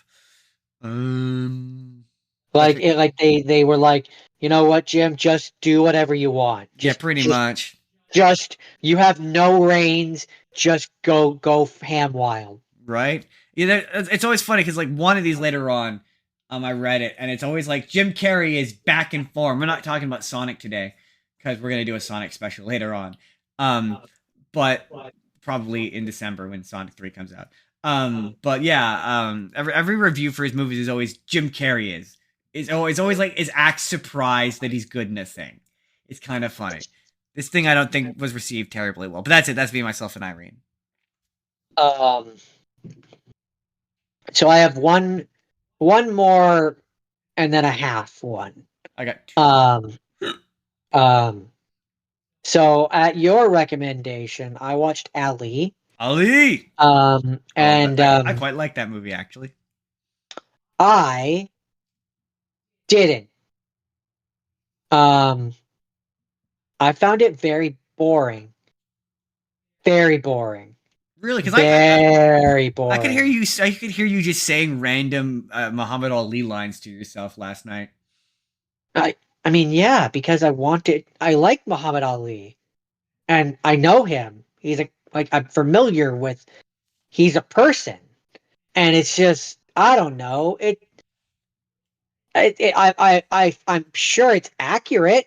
I'm sure it's accurate to what happened in his life, but I don't really how to word this. I care about him in the ring. I don't really. What happened to him outside of the ring doesn't interest me. I know, but a lot of interesting stuff happened to him outside the ring. Yeah, I Also, mean he that's wasn't not out. inaccurate. That's not inaccurate. He's a hard guy to talk about without bringing in his relationship Yeah, to race relations. I just I don't know. Maybe I wasn't in the right headspace for it last night. Um, It's but a it just damn good impression though. Like the performance is good. Oh. So this is a compliment sandwich here, where I didn't start with the compliment, and I'm just gonna do that now. I guess it's a compliment meal where you had the one course of me being bad, and now you have the other courses of positive that I'm gonna bring in.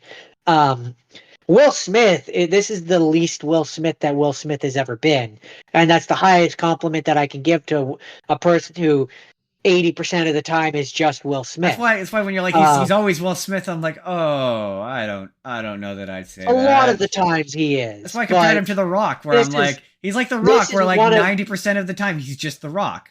this is one of the few times where he wasn't, and he does a very good job. And when he does the boxing scenes, like, I believe that he was actually doing Oh those yeah. scenes. My thing is that Uh, like yeah, Muhammad Ali was kind of a rapper in terms of his yeah, like the rapping yeah, that he in terms of does, like, his rhythm and like yeah, he was a very talented fighter. um, so like I do that, recall and that's thinking where the I'll movie's say, like, kind of dry. in terms of the performances that are done in this movie, and not just him, but like the guy who plays George Foreman and Yeah. the rest. Also when they are I doing boxing, I do recall the boxing sequences being staged like at least interestingly. Yeah, and then that's where I say that's the stuff that I liked. I like the stuff that focuses more on the boxing stuff. But like, you get to the part where it's like he's refusing to go to the war and he's doing all this other stuff outside, and it's like, I'm not super into that. Yeah, fair enough. Like, to me, that Fair feels enough. like it feels like two movies that are at odds with each other. It feels like they're like part of this movie wants to be about Muhammad Ali, the boxer, and the stuff that he went through to do boxing, and it's all about like his career in the ring. And then there's a separate movie which is about him, the man, Yeah. like him, the man, and all the things that he went through outside of the ring, and like all the drama and all that. And it feels like this movie is at odds with itself. Yeah, fair enough. Where it's like it doesn't know what it wants to focus on, and because it's not focusing on either, to me, it does a disservice to it as a whole. But also, aren't you glad you watched it because yeah, now you're like, you know what? He's not all one thing. I do, yeah, from a performance perspective, absolutely. It was refreshing in that regard, but just from a movie making and story perspective, that's kind of my perspective on it. Yeah. Um, it would be like if you had a movie where, I'm trying to think of a good comparison, about the Beatles, for example, where like 20 to 30% of it is about the movie or is about the music with John, and then the rest of it is about Yoko Ono and his relationship. I mean, at that point, it would just be a. I mean, to be fair, I also think that stuff would be interesting, but at that point, it would just be a John Lennon movie. But yeah, sorry, that's who I mean. But you get like that's kind Yeah. of the comparison that I give, where it's like, If you went up to a if you, what you're saying is maybe a better analogy or the analogy you're looking for is if you went to a Beatles movie and instead of 80% of it being about the Beatles, 10% is about the Beatles and the other 90% is John Lennon and Yoko Ono's relationship. yeah, That is that yeah, maybe the analogy you're looking for? yeah, that's exactly what I'm trying to say. Yeah. Fair That's kind enough. of Fair enough. that's what I feel about this movie. Yeah, no, fair enough. I wanted more of his boxing career because that's what I'm interested in. Yeah, and you're right. I mean, the movie, as I recall, does sort of begin. He's already kind of more or less established as a fighter. I think. Yeah, Yeah. like it starts. It literally the first 20 minutes is him in a fight. What's interesting is like for me with that movie and Muhammad Ali generally. When I watch that movie, obviously, when I watch any movie based on real people, I need to know about the real people. Because It's just compulsion for me. an That's gonna example come up is like today. In fact. there's a point where he's like, I want to be called Muhammad Ali, and I didn't know that he never was. Right? Yeah. And I know. That's the thing where Like, he was Cassius Clay for quite a while during his like initial and, boxing career. yeah, and so Surprisingly, like yeah. I would have liked the beginning part of the movie to be about that, Yeah, about and like like the build Cassius up to Clay be. starting Yeah, that. like, and then that's where I say this movie feels like it's at odds with itself. But also Where to it's be like fair, it wants to be about the out of the ring stuff, but it's not confident enough in itself that it thinks it would yeah, It thinks people are showing up succeed for the boxing. for the boxing stuff, but it wants to be about he's Yeah. the stuff in the 70s where he didn't box for he didn't box for a long time. Like that's the thing, is the movie kind of does a disservice in like the problem with movies is obviously you're filming them over the course of several months and they take place over the course of several years. But I think when he got his licensing taken away, he wasn't allowed to box. I think that was I don't want to say 10 because that feels too high.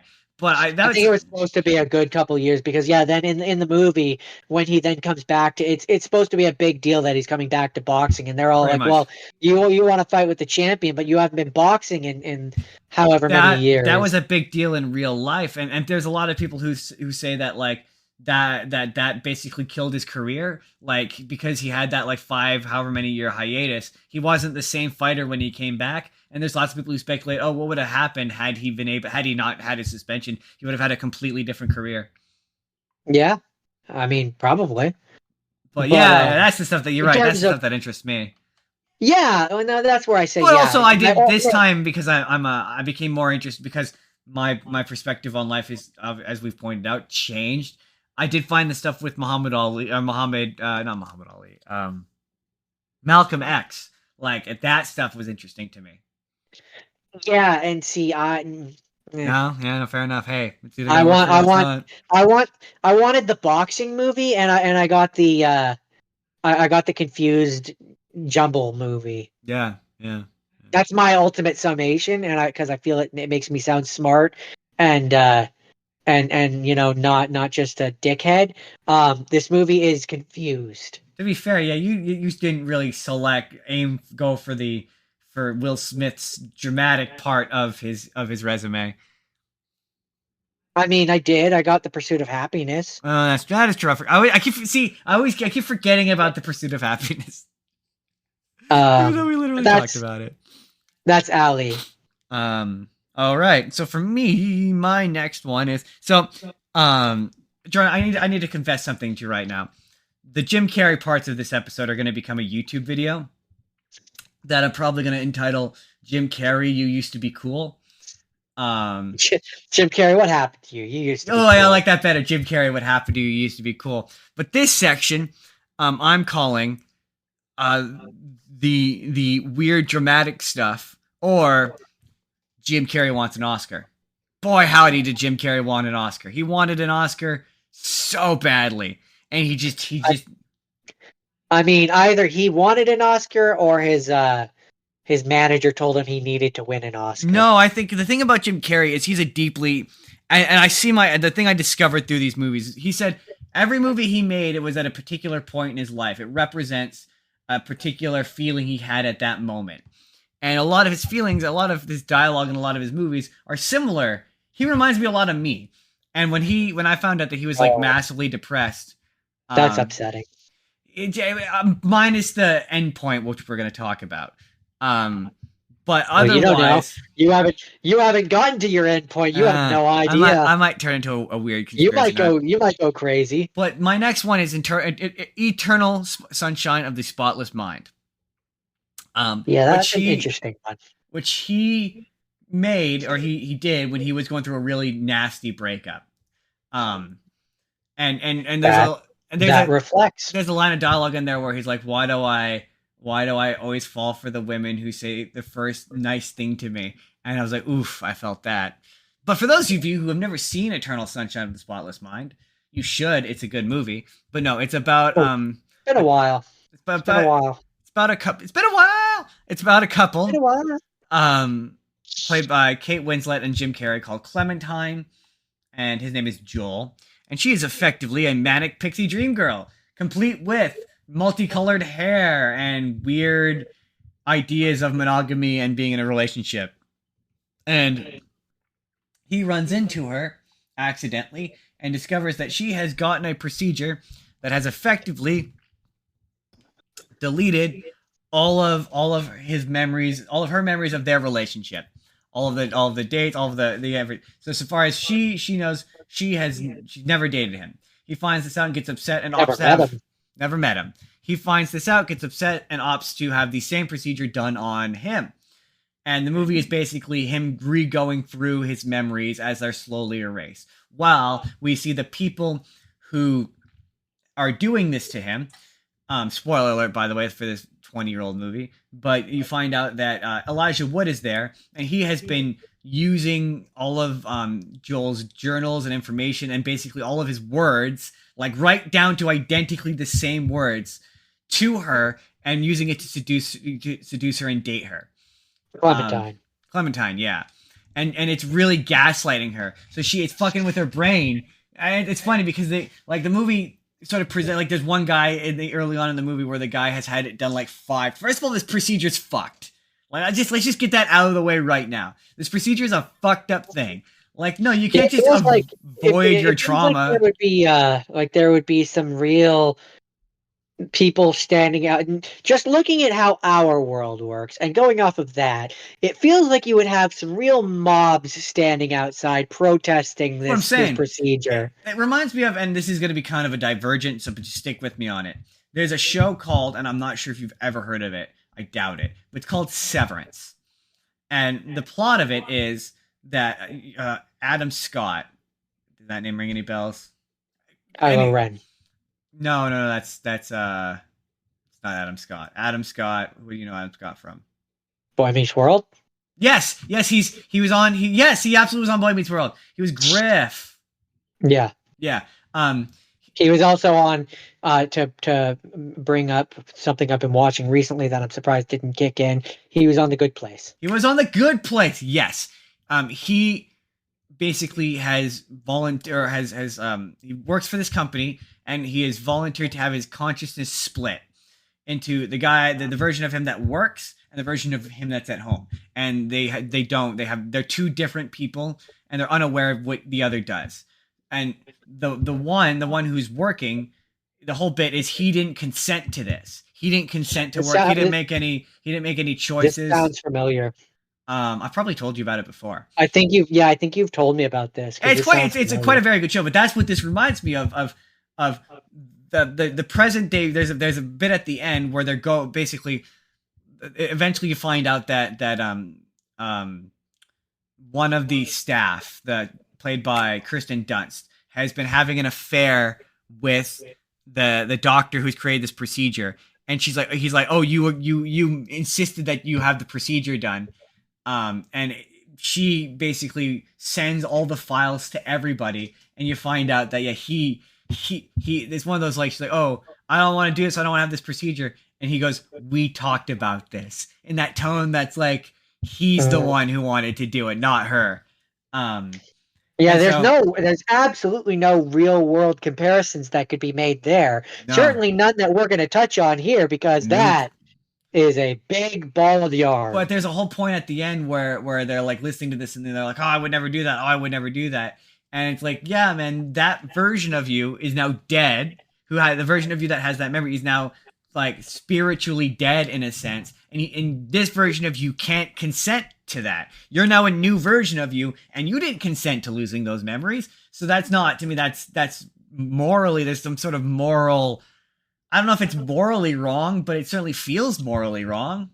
And I'm not even mentioning, like, what's funny is very much, this makes me think, funny enough, this makes me think of The Good Place, because they go through like 800 versions of themselves in that show. And so there's a point where current Chidi is like, morally there's the question of like, a version of Chidi and you fell in love, but it's not me, because that version of me ceased to exist. And it's exactly what you're describing. Exactly the same, right? And not even mentioning the fact that Joel didn't consent. Like, if I know it's like her body, but also, I don't know. It just feels like that it feels wrong to do that to him. I know it's not. I guess the argument could be made it's not about him, but there's just something that feels wrong about that. You know what I mean? About deleting him from her mind. Yeah. Well, yeah. I mean, but the argument is that it's her mind. It's her right to delete him from her. It's the equivalent. This in their world, this would be. I'm going to play devil's advocate. It's like she just deleted you from her phone. I guess I could see that argument. But my other thing with this is they do this thing of like he's interacting with a version of Clementine the whole movie. and she's being like, oh, I'm sorry, oh, I didn't mean to do that, oh, I mean blah blah blah blah, and it seems like she's also going through an arc, but she's not really, because that's not really her, it's his imagination of her. So like my one tweak I would maybe make to this, and I don't know how you would do it, but and it's only a small one, I would have it where they're having their memories deleted together. That way. Interesting. That way, the version in the mind is actually her. Yeah, exactly. Because otherwise, And then, a lot of their so interactions are kind of meaningless. if you did that, then you could also, from a metaphor standpoint, have it essentially be like it's a divorce procedure. You have to divorce from each other and delete each other from each Yeah, other's mind. yeah, And then that way you could have a final scene where where they're hitting the end of everything be deleted, and like you allude to the fact that like there's always some small part of them that survives, and exactly. that's why in the real world they meet each other again, they fall in love each other again, and it's this big metaphor of, oh, when you're meant to be, you're meant to be, and you fall in love, and Exactly. yada yada yada. And also, yeah, what's his face? Elijah Wood's character is scum. He's fucking scum. Oh yeah, Like the so guy. is the doctor. So is the doctor, and it's weird because the movie kind of implies that, kind of hints that maybe because Mark Ruffalo is also in this movie, and they hint that he might also have Oh done the yeah, same thing to create. Yeah, I was like, holy shit, that's Mark Ruffalo. What the fuck? I It forgot sort of about that. it tries to be like he didn't know, but it sort of implies that maybe he did know. And it's like, yeah, there's no, in my opinion, ethical version of this. There's no ethical way to do this No, to no, somebody. there's absolutely not. Like, it doesn't matter how much you consent to it, how much you agree to it. It just doesn't feel like there's. Yeah, it's like the But temptation is always going to be but there to use this information against them. I also just feel like that's kind of the point, is that it's not ethical. I guess maybe that is the point, because at the end of it, they're like, fucking, and it kind of, whole thing kind of falls apart at the end. So maybe you're right. Maybe that is. This is where I will agree with you and say maybe that is the point of it ultimately. Also, it's got a Because weird yeah, scene where Jim Carrey.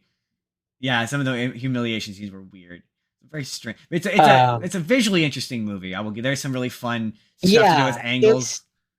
it's one where it's like I it's this one, I will say it's been a long while since I've seen this one, but from what I remember, I respect it because it takes chances. Yeah. Oh yeah. This is very much him being like, this is where he, like I said, this is where he really wants to. And he, to be fair, this is he's well acclaimed for his performance in this movie. He's human in this movie, and I think that's what makes Yeah, this movie really reminds me of Black Mirror in a lot of ways. But it has a sci-fi bent to it.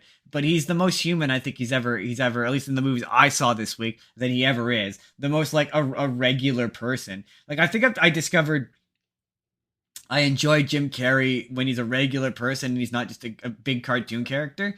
Now, more than I do the cartoon character stuff. As much as I love the yeah. cartoon character stuff. I think it depends on what I'm in the mood for. But also, I'm gonna make the point later that he maybe had perhaps pushed it too far. But yeah, I thoroughly enjoyed. Like I say, I love the bits where it's like he's a kid, like it's in his kitchen and he's a kid, and you see like it's shot from a different perspective, so he looks smaller, but he's still a kid. That's really fun. Yeah, yeah. Oh god. Okay, Um, that's it for the Eternal Sunshine of the Spotless Mind. so my last rapid fire, we got to go. So I wanted to watch some of the Fresh Prince of Bel-Air, but it wasn't on any of my streaming services, and I wasn't going to go through the effort of procuring it another way. And so I wanted to pick something that was from his early career. And this was the next best option because it was on YouTube, and free. Because it was Um, free. and and it is Rockin' with the Chipmunks from Uh, 1992. I remember that. So like right at the beginning, pretty much, of his Fresh Prince of Bel-Air career, Yeah, that's during that same probably. time period. He might have still just been known as Fresh Prince, the guy. Wait, hold on, let's find out what year did Fresh Prince start. I seem to remember looking it up, and I think this is like a year into the show. Is it a year? Because yeah, he was the Fresh Prince, like as a musician before the show came out. I'm pretty sure. I'm too lazy to look Oh it no, up, no, but he'd been doing the Fresh Prince for 2 years because Fresh Prince starts in 2 1990. years. Okay. So he was the Fresh Prince, and so yeah, this one's fun. It's silly. It's only 30 minutes. It's one of those back in the day. Uh, they had a bunch of 30-minute like Chip Alvin and the Chipmunks like Yeah, specials. so for the kids out, Um, for you Gen Zers out there, you know how like now you occasionally get like streaming specials? We used to have VHS specials where it was like an hour long and it was like a or 30 really minutes. or 30 minutes and it was usually like in the case of the Chipmunks often coupled with another thing. Um Um, and yeah, it was an extra long different version of the show. In this case it's a and musical retrospective. Yeah, it's sort of you get to see from the 50s 50s, yeah. until the 90s, which is when this was made. Um, you Well, kind of it's get to like see through the decade, like a very fast retrospective of the Chipmunks and their influence, yeah, their because influence. this special is supposed to have been written by it's written by Alvin. Oh, is So that it's the like joke? it's through, yeah, because there's points where Will Smith will be reading a thing and he'll be like, Alvin, I can't say this. This is just patently not true. Um, Oh, and so and is Alvin, that is that why every like iconic, so like there's the bit where the Chipmunks are just Elton John? Is that why? yeah, Oh, that's because they funny. they I they never they knew that. influenced Elton John and inspired him to do his thing. That's funny. Or like same with Michael Jackson. They've got the Beach Boys. They've got a bunch of different well-known ones in there. The Beatles. Yeah, man, the And yeah, Chipmunks were like huge back then. there's a point where yeah, where he's Will Smith said, or the Fresh Prince, because he's not Will Smith yet, he's the Fresh Prince. Um, But not of Bel Air.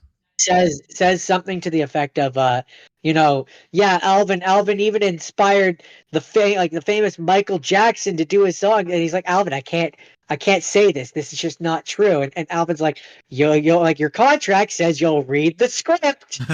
um and like the whole thing is like jokes like that. It's funny and it's cute. um and It's got enough songs in there that I know that I'm like, I like the Chipmunks. I don't care if I'm a fully grown 32-year-old adult who probably shouldn't. I like the Chipmunks. I think they're fun, and they, unlike other cartoon bands, they actually sing well. That's Like, yeah, they funny. have chipmunk voices, but they sing They well. do sing well. The funny thing about the Chipmunks for me is always going to be like discovering how to make things sound like the Chipmunks, and thinking that you're a genius for discovering it. Where you're like, Right? I sped up the thing and I sound like the Chipmunks, not realizing that that's exactly how they do it. and Well, it's a very well known yeah, secret. not exactly how they do it, because in the case of the original Chipmunks, in order to make the characters sound different, because it was all him, he bent the record. So that's why Yeah, that's yeah. And yeah. then in the modern days, it's not just about speeding up. You also have to like emphasize every word You have so you you sound have to like talk like this, this. Yeah, and you make have to really sure separate you your words. emphasize, because otherwise, when maybe I'll edit this, I'll make us sound like chipmunks. Otherwise you miss certain syllables. And it sounds weird. It's gonna be really embarrassing when I don't actually turn that into chipmunks later. Um, but that's why, yeah, it's in particular in the 80s version. That's why they talk like this a lot, I because mean, that's what they had to do. yeah, exactly. uh yeah, I love In the those 90s specials. version, it wasn't quite so emphasized because the technology got better. Yeah, exactly, yeah. And also in the case of one of the Theodore is not pitched up. That's just a female voice. It is pitched up slightly, but not as much as the males. Not as much as the males, but no, it's just yeah, it's literally It's just his wife. it's his wife. His It's wife does yeah. Theodore and the Chipmunks. Yeah, Which is why when you got to the modern live action movies, they were, I believe, they in those ones they're all played by women. yes, Um, yes, they're all played by and women. which is what made it kind of a big deal when Oh well, they no, did sorry. The the Chipmunks. The Chipmunks. Oh, it depends. The singing voices. Most of this. The Chipmunks singing voices in those modern movies are all women for the most part. yeah, that's what I'm The thinking of. the speaking voices are men. Um, which is what made it kind of a big deal when they put out an album and they had the Bagdarian come back and actually do the voices again, Yeah, yeah, and then and his wife did Theodore again. Theodore, and there's a really funny bit where they don't pitch it correctly on one of the songs, and you can hear him. It's really funny. Now he does it again because they've come back and they've done. If you want to see the weirdest chipmunk thing ever, look up Alvin and the Mini Monks. It's super weird. But they're doing the show. Yeah, they produced all the movies. They have like an iron like grip on that franchise, which is not a bad thing. Not necessarily. Inherently. But that's Rockin' with the Chipmunks. It's technically a Will Smith thing. It is technically a Will Smith thing. So my final rapid fire of the week is a little movie called and Jim Carrey was like, I need you to understand that when I proceed to make fun of this movie, Jim Carrey was proud of this. He thought that this was going to change everything for him and that he was going to be a serious dramatic actor. I'm not even exaggerating. When I was reading about this movie, there's quotes from him saying as such. It's the number 23. See, okay. So I'm gonna play the devil's advocate here.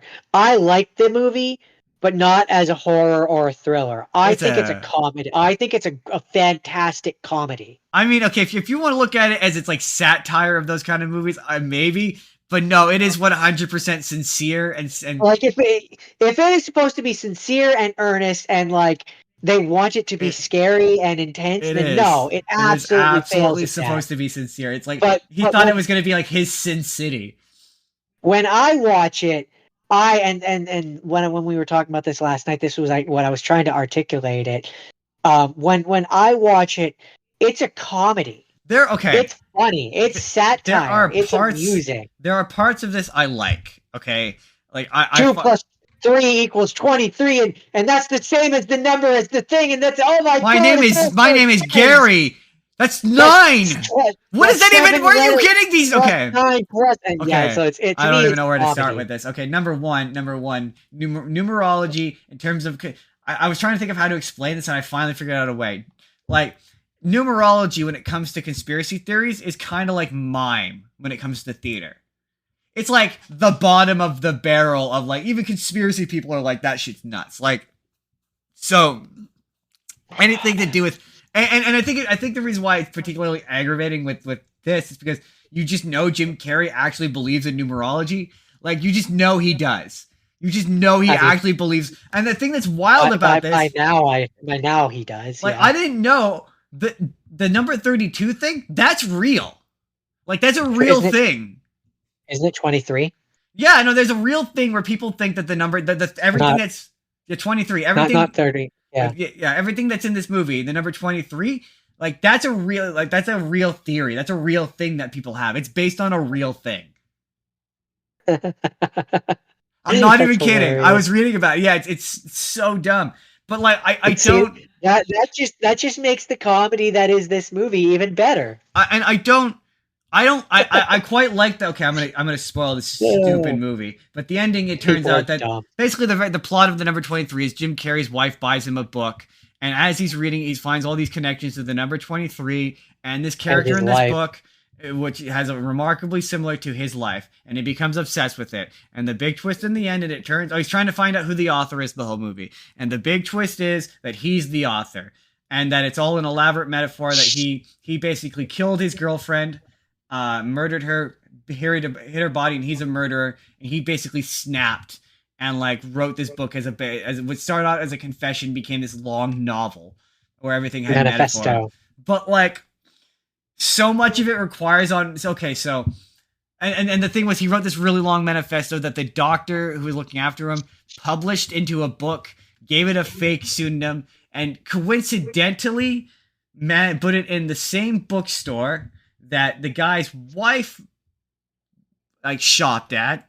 She just so happened to pick up this book, and while incensed and crazy while writing it, he, knowing that he would somehow, after killing himself, read this book because the secret message he finds at the end specifically says Sparrow, so it's talking to him.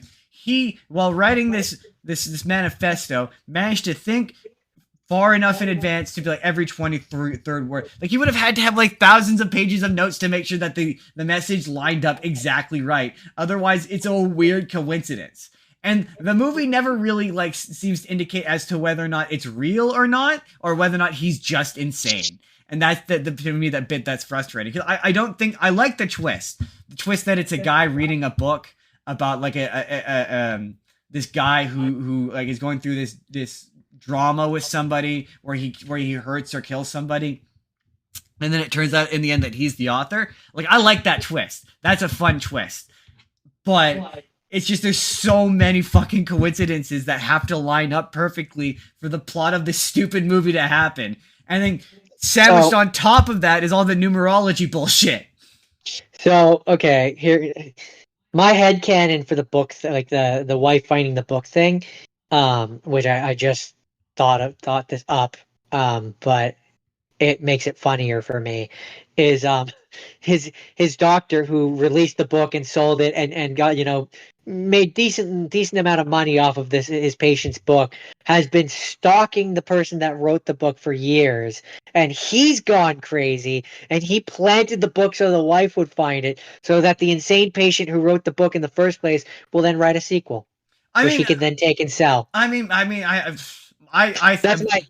my headcanon. My thing I would maybe to make it. It still would be nonsense, but I was expecting her to be in on it the whole time. I was expecting it to be like she was like, oh, she's like his doctor or something, or she has some sort of established relationship with him.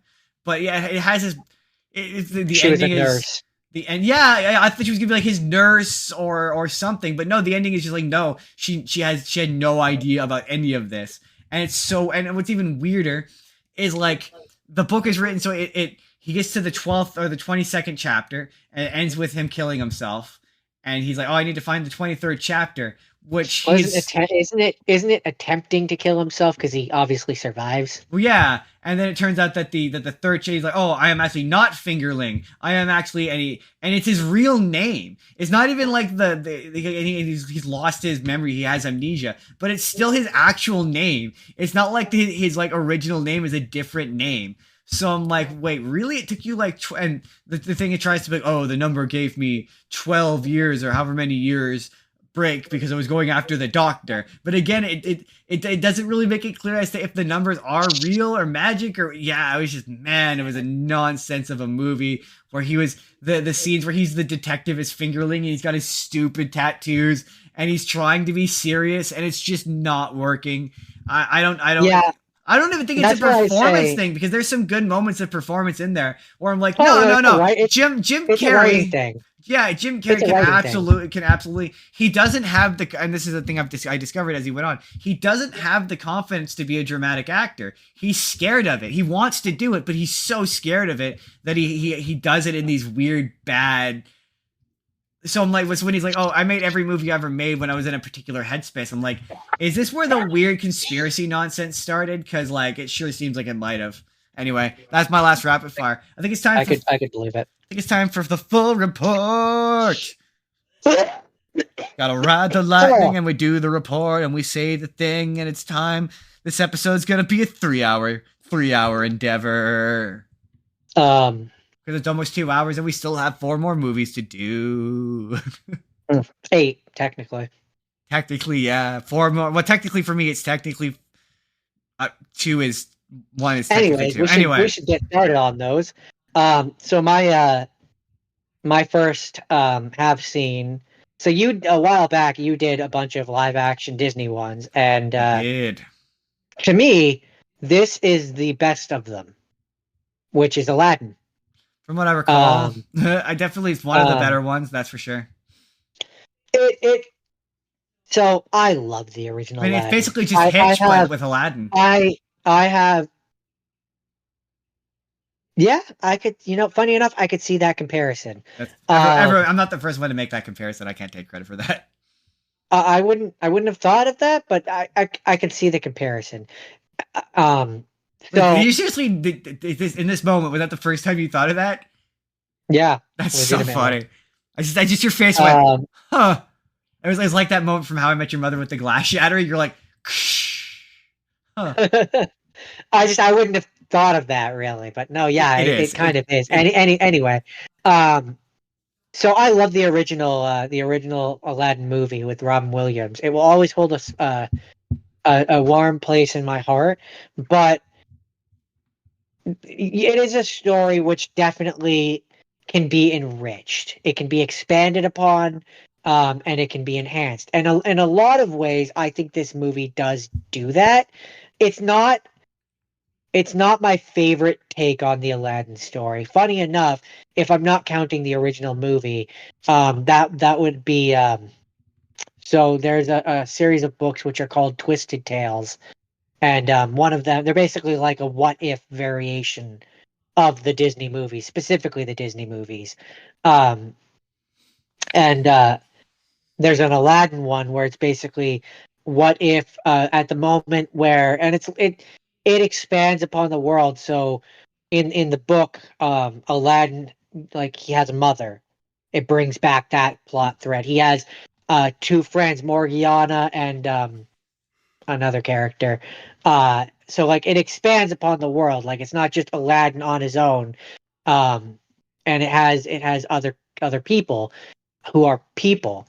And that's kind of, this movie tries to do that same thing where it tries to take the 90s ones, where the 90s ones are kind of caricatures of characters. So like Jafar in the original movies is not really a character. I maintain that. Yeah, he's just a cartoonish. But I hate He's like just a that's cartoonishly villain to character. play a devil's advocate. Though sometimes that's fine, which I agree with. But I do agree that I do enjoy that he's almost like a dark, like basically he's like evil Aladdin. Essentially, I enjoyed that. Yeah, in this movie, that's kind of what they portray him as, which I kind of like. They also they humanize Genie more in this one, Yeah, which, when he's not forced for or better or this worse. movie's better when he's. Someone said Someone said this movie gets better when it becomes just Hitch, but with Aladdin. When he stops having to just do the Robin Williams thing when he's not handcuffed to Yeah, that. because and I remember saying this the first time that I watched this. Follow it for any person, anyone, because Will Smith got a lot of crap for this one. Yeah, Um, but to follow Robin Williams, for anyone to try to follow Robin Williams, yeah, it's gonna be is tough, a almost insurmountable task. right? Um, Talk about my and I powers. honestly, I defy you, or anyone really, who who would you have picked if not Will Smith? If you could have picked anyone, who would you have picked? Who could have John followed Robin Belushi. No, Williams? Like, who could have followed? Because you know what I mean. You get what, yeah, like, Chris it's a Farley. hard No, task. no, I'm not actually sure. I think he, especially because in live But like, action, I want them to do something different. So the character, it has, yeah. It just, for me, when you bring it to live action, they have to look a certain way. yeah, And I think this movie does that. I it think did. it It did the best. visually, it does an okay job, and story wise it expands enough on things that it doesn't It upset me quite did as much the as other best it live could. action ones. Yeah, oh yeah. Well, I mean, look, Um, the thing about these Disney movies is they're always way more interesting when they're doing stuff that's different than they are when they're just doing the original movie but a one to shitty. one, Yeah. yeah, Like the Lion King one is awful because it's just doing the original movie but shit. Like that's just yeah. yeah. And so to bring it to because I'm trying to, as much as I'm talking about the movie as a whole, I'm trying to focus on the Will Smith parts of it. And the Oh, catch my him guy. like him having a love interest with the handmaiden is a choice. Yeah. Um, They're just not a couple that I don't know. They just don't work as a couple for me. no, It's very no, odd. I don't know. I maybe would have had it more focused on the friendship aspect of it, like maybe him and the princess kind of become friends, Yeah. and he's acting more as a wingman for Al. I don't know exactly what changes. I'd have to actually sit and critically think about what changes I would make. But um, in the book version, which is my favorite version of Aladdin, um, the Jafar ends up getting the lamp, and Aladdin is trapped in the Cave of Wonders, and it's sort of the fallout from there. And it's a really good story, and it's on Audible, and I definitely recommend it if you enjoy Aladdin. But Is that it? I'm trying to think. Hold on. Um, oh, the singers who like in this one, I will say at least compared to the bring it back to the Lion King, at least the singers can sing. This is true. There is no Seth Rogen. Also, also, this thing was not was expensive. Yes, it was. Had a budget of 183 million, and I mean, clearly it must have done fairly well because it made at the box office. It made 1.054 billion with a Yeah, B. that's why they wanted to make that Prince Anders show, which they never ended up making. Which nobody wanted. No, because But they're yeah, like, that's a what? lot. That one guy at the beginning of the movie who's barely a character? Him? I mean, if anything, why would you not have just made the Tales of the Genie, where I know why, because Will Smith would never agree to come Yeah, back for it, no, but too where expensive. where each episode is the genie as a human sitting on the boat telling the stories of one of his previous masters. That'd be pretty fun. I mean, I look, I don't understand that LeFou Gaston show, but at least I get that to a degree. At least those are characters people know. Yeah, yeah. So that's My Aladdin. in What's your my first one? in my continued journey of Jim Carrey wants to win an Oscar. Whenever anyone thinks of Jim Carrey dramatically, this is kind of the one movie that they think of, and that's the movie. Well, one of two ones, but this one is The Truman Show. Ah, And yes. a ever present and ever relevant, socially relevant movie to this day. Because man, that movie understood not even just it. What I learned that was interesting is I was like, oh, surely this has to like predate reality television, and no, it doesn't. Apparently, Candid Camera premiered in the 40s, and it was Cool. called Candid Radio back then. Yeah. It was before television was really a thing, but it was called Candid Radio. So the notion of reality television is actually pretty old. But Interesting. my thing with this movie, beyond the fact that it's fucked up, Oh, very. like they buy this child, they buy this baby, and like they legally adopt the baby, which feels illegal. And throughout the movie, they don't really treat him like he's a human being. They treat him No. like he's an animal in a cage. Like I he's would have said like even less than that. They treat him like a prop. yeah, I mean yeah, but with their attitude towards him when he escapes, like they're really acting like he's like yeah, like an animal who's escaped from the zoo, from his cage. Like he's in a cage. Like that's what it is. It's like he's in captivity. Like them instilling a fear of drowning, of wanting to leave is so fucked. Like it's so Right? fucked. And like if anyone ever wants to know what gaslighting is, like if you have a friend who asks you, "Hey, what's gaslighting?" Make them watch The Truman Show, because this movie is just every character in this movie just gaslights the hell out of him. Like the one point the wife, like he's starting to like go crazy because he keeps seeing things, and the wife is like doing advertisements while he's having this breakdown, and he's like, who are What you the hell are you talking talking to? about? Like, why are you Told doing? you. And then she freaks out as if it's his fault. It's like, well, no, you're doing this to. Why would you take this moment to sell a product? Like, are you like insane? Like, what's wrong with you? It's in her contract. Yeah, but like if you're trying to deceive him into thinking that everything's normal, I mean, that's not even the word.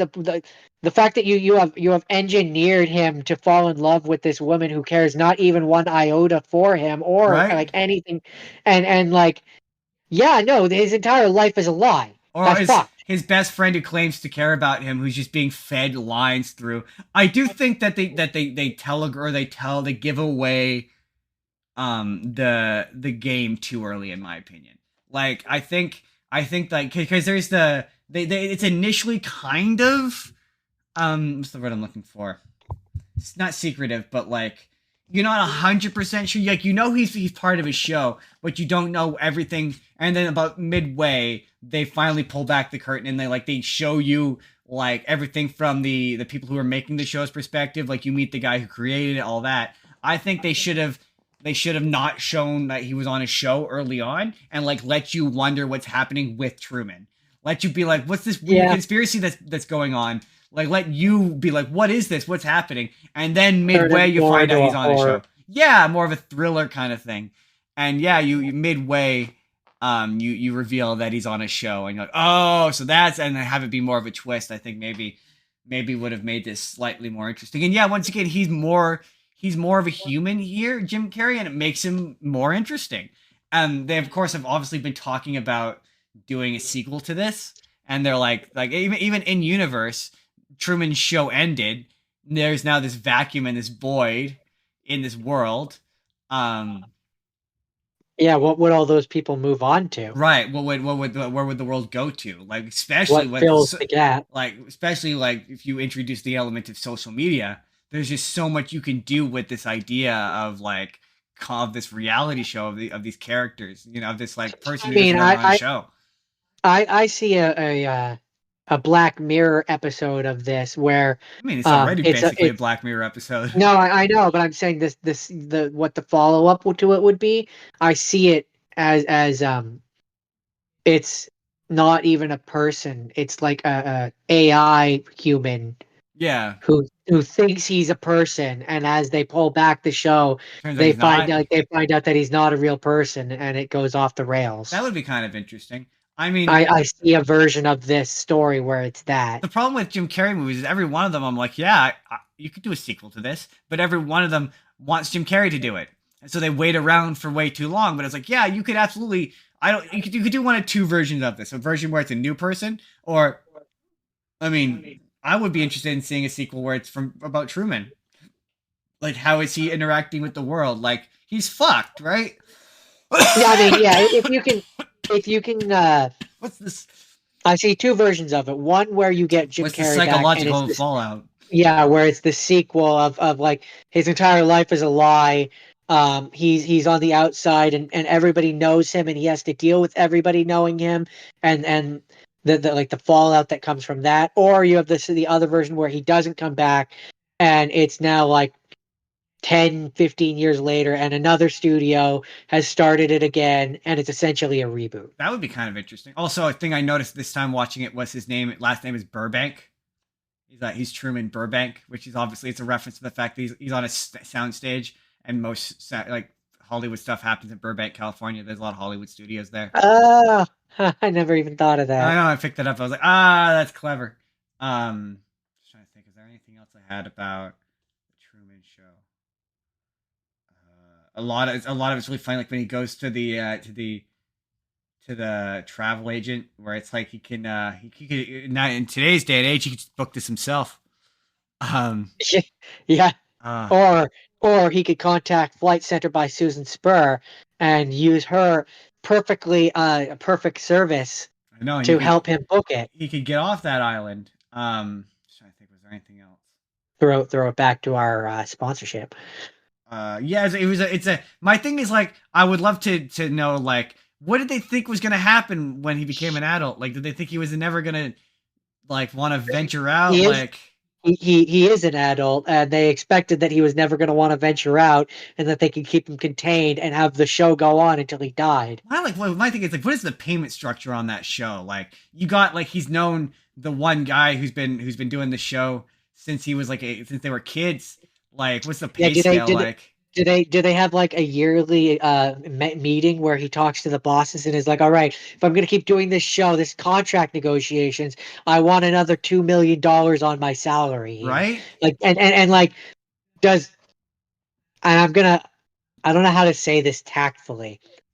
Um, does she who marries Truman get paid extra for performing her wifely duties? I mean, they do Because say in the show you never get to see anything. because The movie, I that mean. feels like a crime. No, but whether you get to see it or anything or not, as far as Truman is concerned, he's married to her. Yeah. Did she get a bonus for And performing the it's funny because he's for going on the aware, honeymoon? he's completely aware that she doesn't like him because he's like, you hate me. Um, Like, So yeah, there's a lot of uncomfortable implications about this world, and right? the more you think about it, and the more you pick it apart, the more you're like, yeah, this is a horror film. My thing is like it's just I don't know, like how is I any think of the this movie is supposed legal? to be a thriller, but like No, it's supposed to be this is a drama. It's supposed to be yeah, and I'm saying it's not a drama. This is a horror film. this guy's a victim. Like a corporation was able to adopt a child. This doesn't feel legal. Like I don't know how is any of this not a crime? I don't understand this. Aren't But they filming it in like Switzerland or something? no, From what I remember. no, they're in like a random soundstage. That's the whole thing. No, but I mean the location of the soundstage. Oh, I I don't. just seem to, Hold I on. seem to remember. I seem to maybe I'm remembering wrong, but I seem to remember it's in a place where the laws are lax, and that's how they can get away Well, with it. they refer to Truman as being the first child adopted by a corporation. I don't think they say where the soundstage is. I assumed it was in California, but hold on, let's just see. Because I would tend to believe, just in order for it to make sense to me, that like they either built an island in the middle of the ocean and they are their own place, which is how they can legally get away with it, or it's in a place where those types of laws would be very lax. All it says is Truman's hometown Sea Haven Island is set in an enormous soundstage, which allows Christoff, the show's creator and executive producer, to control most of the aspects of Truman's life, including the weather. So it's an advanced soundstage. It does not. He wants to go to Fiji. Maybe that's what you're thinking of. But no, it doesn't. It doesn't specify where specifically it is. Interesting. I'm assuming California, considering his name is Burbank. His last name is Burbank. I just don't. You're right. That would be my one big suspension of disbelief issue here. Is Yeah. I It sounds like I a crime. feel like yeah, it seems like a very big crime which would not be allowed. It's clearly not because they're airing it on television, but I suppose the reason why it's allowed in terms of a legal standpoint is because I imagine because his parents, like the parents that are on the show, are his actual parents. No, that's the whole thing. No, they're not his actual parents. He is adopted by the corporation that owns the show. That's the whole thing. So they. Oh, I'm pretty sure I remember it being that the parents are actually his parents. Yes, No. I don't think that's right. Not according to the Wikipedia and the movie. Mm. No, they're not his. They're not his actual parents. I feel like that's not right. He was given up by he's selected at birth and legally adopted by a television studio following an unwanted pregnancy. Truman Burbank is the unsuspecting star of the Truman Show. So he's legally adopted by. Okay, but so then he is adopted by parents that didn't want. So my point is that he, legally speaking, would have been like they essentially would have signed away their rights. I'm sure it's like his legal parents is probably like the CEO of the company or something. Yeah, and so he's an orphan. He's technically an orphan if you want to get specific. It's scummy, but at that point, I can the legal loopholes. Yeah, that would enable it to be. But to me, happen. I'm weird. I find that stuff interesting. Is it ethical? Oh, it's very unethical. I would watch I'd watch either a prequel or I mean, to be fair, they could also do a prequel. I would absolutely do a prequel about season 1. I mean, yeah, they could literally just do a movie where it's about not even just like when he was a kid, but just like moments through his life. Yeah. Before he discovered he was on the show. I would do like I would almost. One way that I would maybe do it is I would do it where the framing device is we are with like a family or with someone who are watching the show. Oh, I mean, no, my idea is more like we watch the show. My idea is it's about the creator and it's about the creation of the Truman Show, and like, cause surely you're right. Like if there would be like people protesting this or like there were. One of them was the girl that was on the show. By the time we got to it, it had been on the air for like what 30 years. But like, I would love to see the first year of the show and see like, yeah, all what how they created it, the ethics of it, like explore the ethics of this, because surely somebody has questioned the ethics of this. I mean, they do kind of, but not really. Yeah, for me, it's like I think you could almost just reboot it and do that with another actor. Oh yeah, I mean, yeah. Well, that's why I'm saying you don't need to. You don't need Jim Carrey. You just This do. is yeah, this is an example of one of his movies where you don't really need him. You do again. You do a prequel and you make it where Truman's a kid, and you just got Truman's name. It's not Jim Carrey.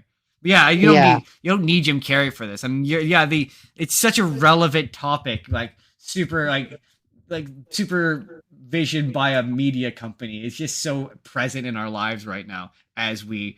Hello, YouTube. Anyway, And that's Spotify. and Spotify. We bow to our corporate overlords. That's the Truman Show. Truman Show, not the Truman Show. Truman So Show. my next movie is also about the future, a future dominated by technology that might one day grow consciousness and choose to not listen to the three laws of robotic and do what it feels is necessary to protect us. I watched iRobot. That's a pretty good movie. Yeah, that's usually when I want to talk about the laws of robotics. That's always the example. It's funny because we want for my Star Trek show, The Final Frontier, we had to talk about that because I was like, oh, does this exist pre laws of robotics? And it turns out the laws of robotics are actually quite old.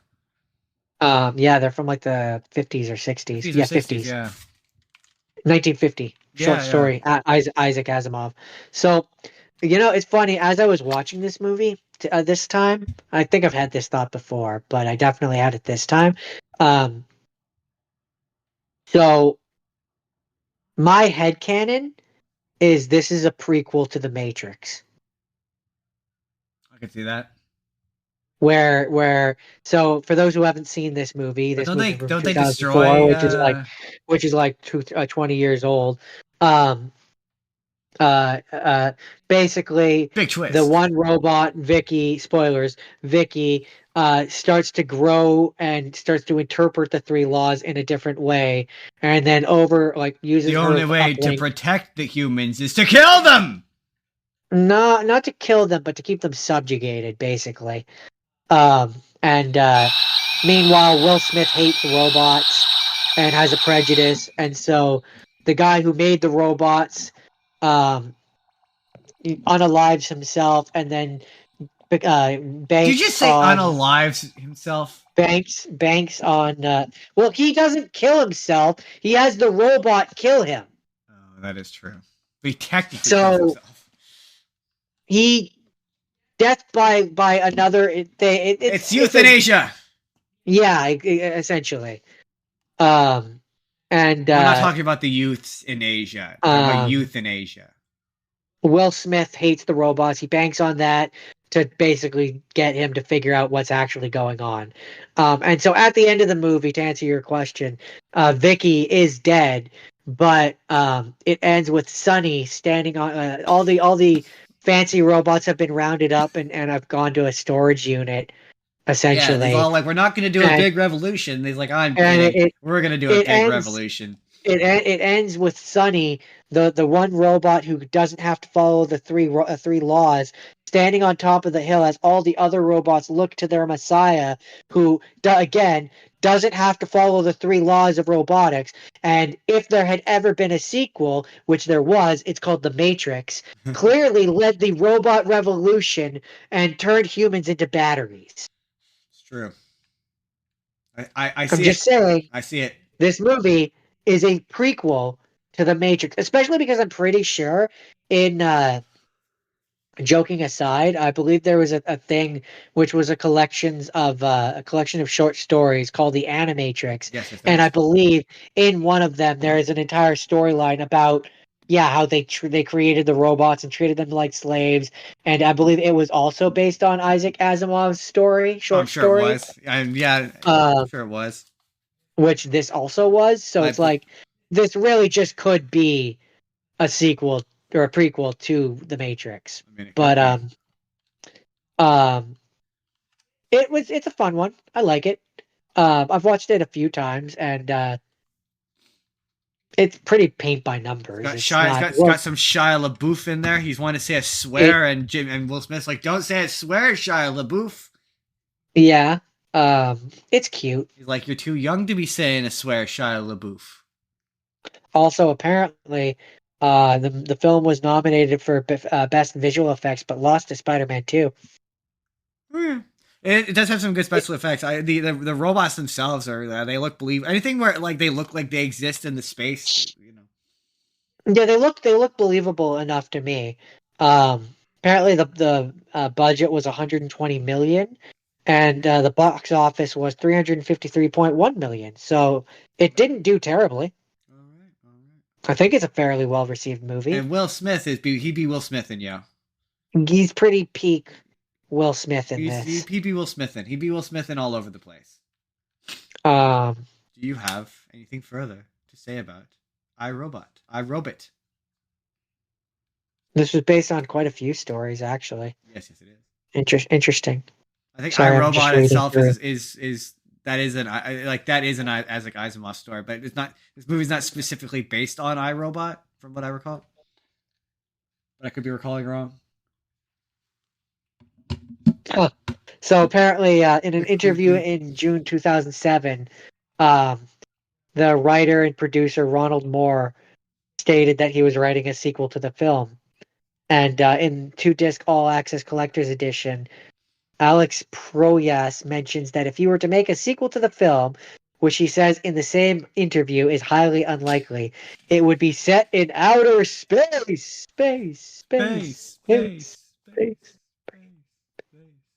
That's really all I have to say about it. It's a fine movie. It's a fine movie. That's kind of the theme of, and that is an interesting thing that I would like to say about Will Smith movies is most of the movies themselves. I'm going to preface this with, in my opinion, most of the movies themselves are kind of just okay, and he elevates them. Yeah. Like if he wasn't in the movies, I would probably say a lot of these are bad. Yeah, fair. Like it's definitely in space. Space. Speaking of space, so what's your last half scene? Well, it's sort of two, because I watched one and then I watched the other as a kind of a companion piece. So it's The Man on the Moon. If you believe they put a man on the moon. And I also watched Jim and Andy: The Great Beyond, because I felt like I couldn't talk about one without talking about the other. Now, for those of you who have not seen Man on the Moon, it is a biographical picture about the life and career of one Mr. Andy Kaufman, who Kaufman. I don't know. Everyone pronounces it differently. He played Latka on Taxi, and he wouldn't say he was a comedian, but he have you seen Man on the Moon, Jordan? Yeah, long time ago. I watched it as a kid. How would you describe Andy Kaufman? Dick. Like he's like an internet troll before. Okay. You want a more in depth one. If you've ever been to the Tenacious D concert back in the day, he was like a hamburger. Neil Hamburger? Kind of. Yeah. Neil Hamburger. He's what I would describe as anti-humor. Yeah, anti-humor. Yeah, where like he'd show up and like. He's meant to be disruptive. He's meant to be a problem, and that's supposed to be the joke, but it's not funny. I don't think it's funny, and so I mean, it depends. There's some of the things he did that I think were kind of funny, like the Mighty Mouse, where he stood there and he would just only ever do the "Here he comes to save the day," but he did stuff like he professional wrestled women, and because he was fascinated with the concept of kayfabe, and so he had this fake beef with Jerry Lawler where he got into this huge fight, and he had this fake lounge singer character called Tony Clifton, which he would actively deny was him. And he had a writing partner in this movie played by Paul Giamatti, called what's his name? I can't remember what his name is, but he would also sometimes dress up as Andy Kaufman. And in terms of a movie, it's Yeah, it kind of makes Andy Kaufman look like it makes him look like he's on. He did seem like a like this movie. This movie seems to, from what I can understand, drastically misunderstand him because it makes him seem like he's just kind of a prick who was incapable of being a normal guy or like working well with others or anything like that. Like he was constant. Like it was always hard to tell whether or not he. And so at the end of the movie, in real life, Andy Kaufman died of cancer, and so there's a scene. He had a cancer tumor on his lung, and there's a scene at the end where he goes to his like his manager and the Paul Giamatti character and his girlfriend, and he's basically like, "I have cancer," and they're like, "Shut up, that's not funny." And my first thought was like, what must Boy it Who be Cries like? Wolf says what? Right, yeah, as a man, what is that like to live like living your life like that can't be fun, where or enjoyable, or how is that fun to every time you try to say something serious or have a serious point or have a serious feeling about someone, everyone just laughs at you and assume that you're pulling a prank or that you're joking, to the point that like people thought that Andy Kaufman faked his death and that he was just gonna like miraculously come back to life and it was all gonna be some big joke. And That's upsetting. the movie kind of implies that's what they think, because at the end, the final scene of the movie is Tony Clifton shows up to perform, and you think it's the Paul Giamatti character, and it pulls over, and Paul Giamatti's in the audience, implying that Andy Kaufman is still alive. And there's a thing at the end, and this happened to him in real life, where it's like, fuck people who this is the spur of the moment position on this. Fuck people who do psychic surgeries. Fuck you. Fuck you, you're the worst. Where he goes to this, he's the kind of guy who he's into like real like spiritual stuff, but because like this, like he's into meditation and all that stuff. Oh, so he's nuts. So because no, any people who are into meditation and all that stuff, no, that can be beneficial. We have to be fair minded. But the psychic surgery, believe me, So he's a hippie. he's a hippie, kind of, yeah. Um, and he at one point gets kicked out of his group because of the wrestling with women and the vulgarity. Like he gets on David Letterman and he cusses out Jerry Lawler. And as far as a performance goes, it's a really good performance. Like he does a really solid Andy Kaufman impression. He does quite an impressive Tony Clifton impression. And there's a lot. What's kind of neat about this movie is when he's on Taxi, it's actually the cast of Taxi are there playing themselves. Oh yeah. Yeah. What's his face? The guy who runs something. Lauren Michaels. Anyway, the guy who does SNL, he shows up as himself. And what's weird is the cast. Danny DeVito is in this movie. He plays The guy from Taxi. no, he plays Andy's manager, George Shapiro. But in the scenes with Taxi, Danny DeVito isn't there as himself, which is really bizarre. Yeah, and so at the end of the movie, he's going to get the psychic surgery, and he spots the guy doing the sleight of hand to do the psychic surgery, and he kind of laughs at the bitter like universal joke that the guy who constantly tried to prank people and like screw people over or whatever, he sees that as a big joke. Yeah, and it's a good performance. He's not Jim Carrey in it. There's a point where he like just kind of becomes Andy Kaufman, which leads to Jim and Andy the Great Beyond, which is a documentary about the making of The Man on the Moon, which apparently this is true. That Universal didn't want to release the rights to didn't want to release the behind the scenes footage of making of The Man on the Moon because they thought it would make Jim Carrey look like an asshole, which he does. He does look like a big ol' asshole in this movie because he method acts. He method acts the whole time. When he's on set, he refuses to answer to Jim Carrey. He will only answer to Andy Kaufman. The entire time he pretended he was Andy Kaufman. Like he pretended that the ghost of Andy Kaufman had come down from heaven and possessed him, and he became Andy Kaufman. And so then there's points where he's talking about Jim Carrey, like in the third person, where like Jim Carrey thinks that this is going to be his like big break, and he's finally going to be respected as an actor, and he's finally gonna get that whatever. He's finally gonna be respected, and this is gonna be his big moment, and he's So really self-conscious about this, that, and the other thing. And it sounds to me like Jim Carrey had a full mental breakdown well, when making this movie. it makes it's either he's gone through a full mental breakdown, or he's like doing it on purpose, and the movie, because he thinks that's what, because at one point he starts to become friends with, oh man, I'm gonna have to look up the guy's name, but he becomes friends with the real life guy who Danny DeVito or who Paul Giamatti plays. It's gonna be easier to, Bob Zamuda. That's what his name is. He plays he becomes friends with Bob Zamuda, and so it implies that the him pretending to be Andy Kaufman thing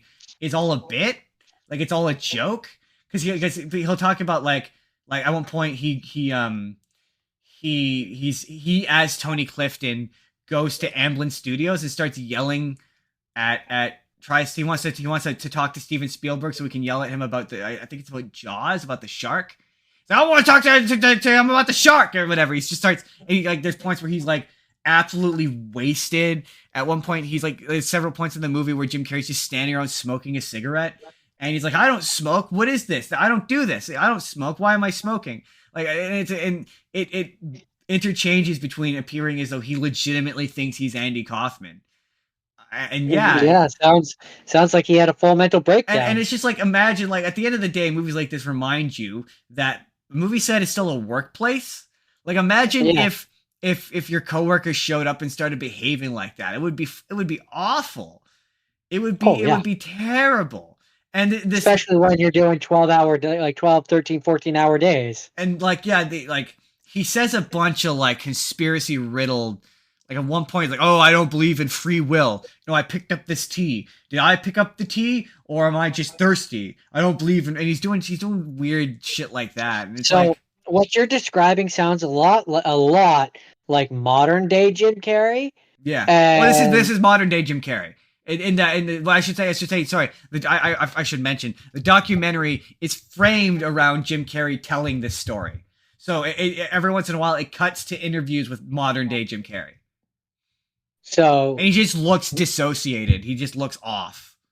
Yeah, I don't think he's well. Like he just doesn't. It's like, man, he became insufferable, and this documentary is just showing him at his most insufferable, and it's exceptionally frustrating because it doesn't really show anyone else's perspective. It's all his perspective, and it's all made to look as though he did a good thing. Like one of the most ghoulish things he does is he has this conversation with the real Andy Kaufman's family as Andy Kaufman, and he's like, "Oh, it's this like therapeutic moment where I got to talk to his daughter who never actually got to meet him in real life." And like, dude, that's so manipulative and awful, and like, you're just like an actor in a movie, man. Like, this is not ghoulish. Okay. Yeah, ghoulish. It's so ghoulish, and it just makes him seem like it does. The movie makes him seem like just an absolute prick, like an absolute asshole. And yeah, he says like in the movie he says, "Oh, he never really came back from that," and I'm like, it kind of. But this movie came out in 1999, so I already talked about like Bruce Almighty, and he did a bunch of Me, Myself, and Irene. Like he did a bunch of comedies after this, but they are him trying to recapture Ace Ventura.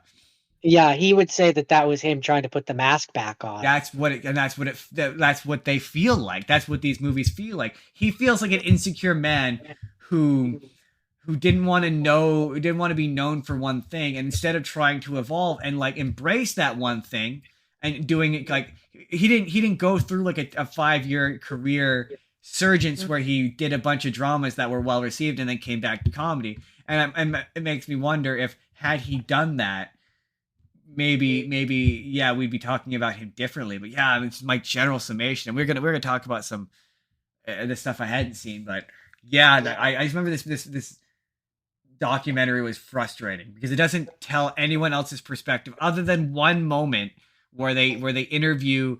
Well, number one, you can see the director Milo Forman. He's getting agitated. At one point, he calls Jim Carrey. Jim Carrey relates the story of how he calls him. He's like, "I just want to work with Jim. I don't want to work with Andy. Oh, I don't want to work with Tony Clifton." And Jim's like, "Oh, well, you can fire them and I can do an impression." And he's like, no, no, I don't want to get rid of them. I don't want to get rid of them. And you can tell he's That just that is insane. right, What do you right, mean you could fire them? They're not there. You're a guy who's wearing an outfit. right. Just do that, but be fucking professional. Just be normal, Jim Carrey. Be normal, Not even normal. Professional. Be right? professional. Like at one point, he's like he as Andy Kaufman because Jerry. Oh yeah, Jerry Lawler is also there as himself. He's playing himself, and they're recreating these moments with Andy Kaufman. And like at one point, he keeps like trying to like verbally abuse Jerry Lawler. Like at one point, he tries to like push him. He tries to hit him. He's basically trying to get a reaction out of him and trying to instigate him.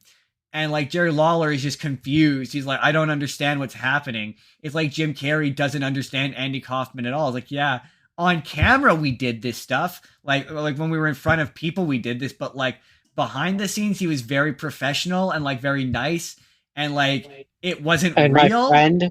Yeah, and my friend, and it wasn't real. And Jim Carrey just doesn't seem to understand that. At one point, Jerry Lawler like does a power bomb and powers him on his neck and like nearly breaks his neck and nearly punches him in the face and like they get into this huge fight. And he's just like, yeah, he's the only one you really get to see his perspective on Jim Carrey's behavior during that movie, which, yeah, I don't know if this movie is meant to make him look better, but it doesn't. If anything, it makes him look worse. And yeah, the fact that it's like framed by weird modern day awful Jim Carrey, who's it's again, and I'm gonna say this again, insufferable.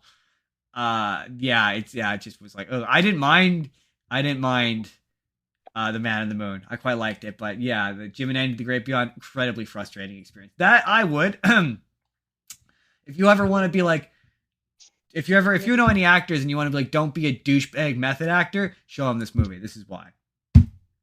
That is all of my have seens. It's time for the have not scenes. What had you seen?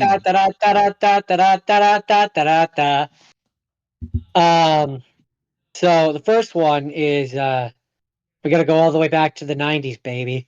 We're gonna watch, which I didn't realize this, but having now reading this, it makes sense.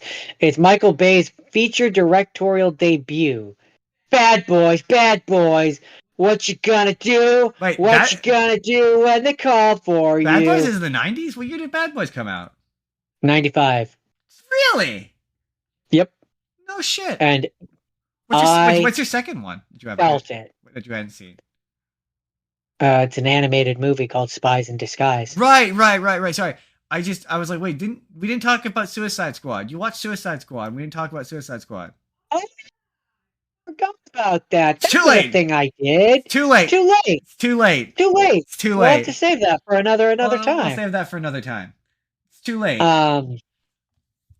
Yeah, I forgot about that one. I didn't have that on my list here. I don't know how I forgot that one. But anyway, Bad Boys. Bad Boys. I've seen Bad Boys. All I remember about that is I remember the first one and the second one are exactly the same movie. Like, exactly the same movie. I can't speak for that. I didn't watch the second one. Not much happens in it. And here's what I'll say. Michael Bay, in his directorial debut, really set a precedent for what he likes. And he likes explosions. Like explosions of boobies. This movie has a lot of explosions. Not so many boobies. Not so much boobies, no. Just a lot of explosions, though. And it has Will Smith and Marcus Burnett being black. You mean is really the simplest way I can. Martin Lawrence. Yeah, what did I say? Other name. Marcus Burnett is the character name. Sorry. Gotcha. I was like, you said another name that wasn't Martin Lawrence. Martin Lawrence and Will Smith are just kind of being black. I mean, they are. That's really what they are. That's really what. I mean, I know they are black, but like, they're really. I don't know how to say this. There's no how do I word this, Justin? I don't know. You're digging your own hole here, man. I'm not joining you. They're giving a very 90s. So you know how okay, here's how I'll word it. You know how in Family Guy there's the cutaway joke where it's Peter and he's like, oh, like it's got the like the 80s like da da da, like they're very friendly and happy, and it's like, oh no, they're being attacked by the 90s black guys, and the 90s black guys are very aggressive and like over the top. Yes, I do recall that. Future Justin can cut to the Family Guy joke here to make this seem less awful. Um, that's what they that this feels like what that gag is making fun of. Gotcha. Where it's like they are putting a particular performance in, and it feels very 90s. Gotcha. Um, but movie is basically about two narcotics detectives. They were investigating a whole bunch of heroin, yada yada yada. Criminals steal heroin back, and then they are trying to work out the case and protect this witness and stuff. And there's this whole dynamic where Martin Lawrence's character is a family man, and Will Smith's character is like the playa. And Martin Lawrence has to like pretend that he's Will Smith's character, and it's fine. It's definitely a Michael Bay movie. On a scale a scale of 1 to Transformers. Transformers being one. Wait, which Transformers? Just generally, his Transformers movies. The franchise. In terms of good, in terms of quality. If Transformers is 1, I would put this at a 6. All right. I meant like Transformers being like peak nonsense. No, I mean this isn't nonsense. It's a pretty paint by numbers cop movie. So 6. Sure. All right. I thought you were talking in terms of like quality from a directorial standpoint. I mean generally. 6. All right. It's a real 6. Real 6 kind of movie? It's just okay, here's what I'll say, joking aside. It's fine for what it is. I don't understand how it has a sequel. You know the worst thing it ever did? Jordan, there's 4 of these movies, right? And the third one they called it Bad Boys Forever. But they should have called the fourth one Bad Boys Forever. To the point, Jordan. To the point that when they did the fourth one, they in a bunch of interviews they both were like, "We know we shouldn't have called the third one Bad Boys Forever. We know." Yeah.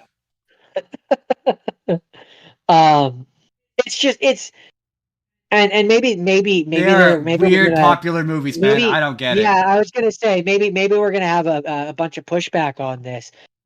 I watched this one, and there's certain movies where when you watch them, you're like, I can see how this spawned a franchise. Yeah, I know. I don't get it either.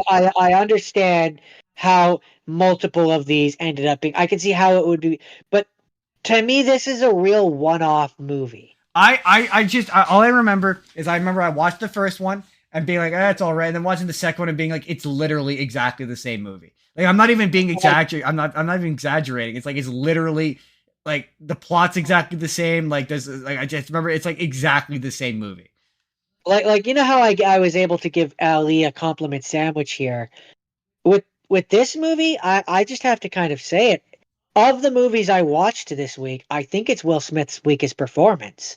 I think it's his worst movie. I remember it being very dull. I don't remember anything. It is. Nothing it is about very it. dull. Yeah, it's all I remember about it. It's just a cop movie. But I don't think it's not a very good one, in my opinion. No, because it's one of those, like there's a certain threshold for cop movies where like there are cops where you're like, where you're like the same thing I have with the Beverly Hills Cop movies where I'm like, but he would have to spend several years of being an okay cop before he could be a shit one. So like you're like, I just don't believe that these guys would become cops. It just doesn't, it's not believable. No, and they break a lot of laws too, right? And it's like, yeah, you're right. Like there's certain roles to go back. It reminds me of to go back to. Sorry, I was just gonna say to go back to Liar Liar. It reminds me of that movie where it was like way too many lawyers in this office are just willing to commit perjury. Yeah, and way too many cops in this precinct are willing to bend the law. But to not to get political here, but some would argue that makes it a super realistic movie because that's what the police do. I'm gonna awkwardly change the subject. Jordan, is that it? Is that all you have to say about Bad Boys 2? Or Bad Boys 1? Yeah. So, real quick, um, I know a future episode that's coming up, so we may be revisiting this franchise.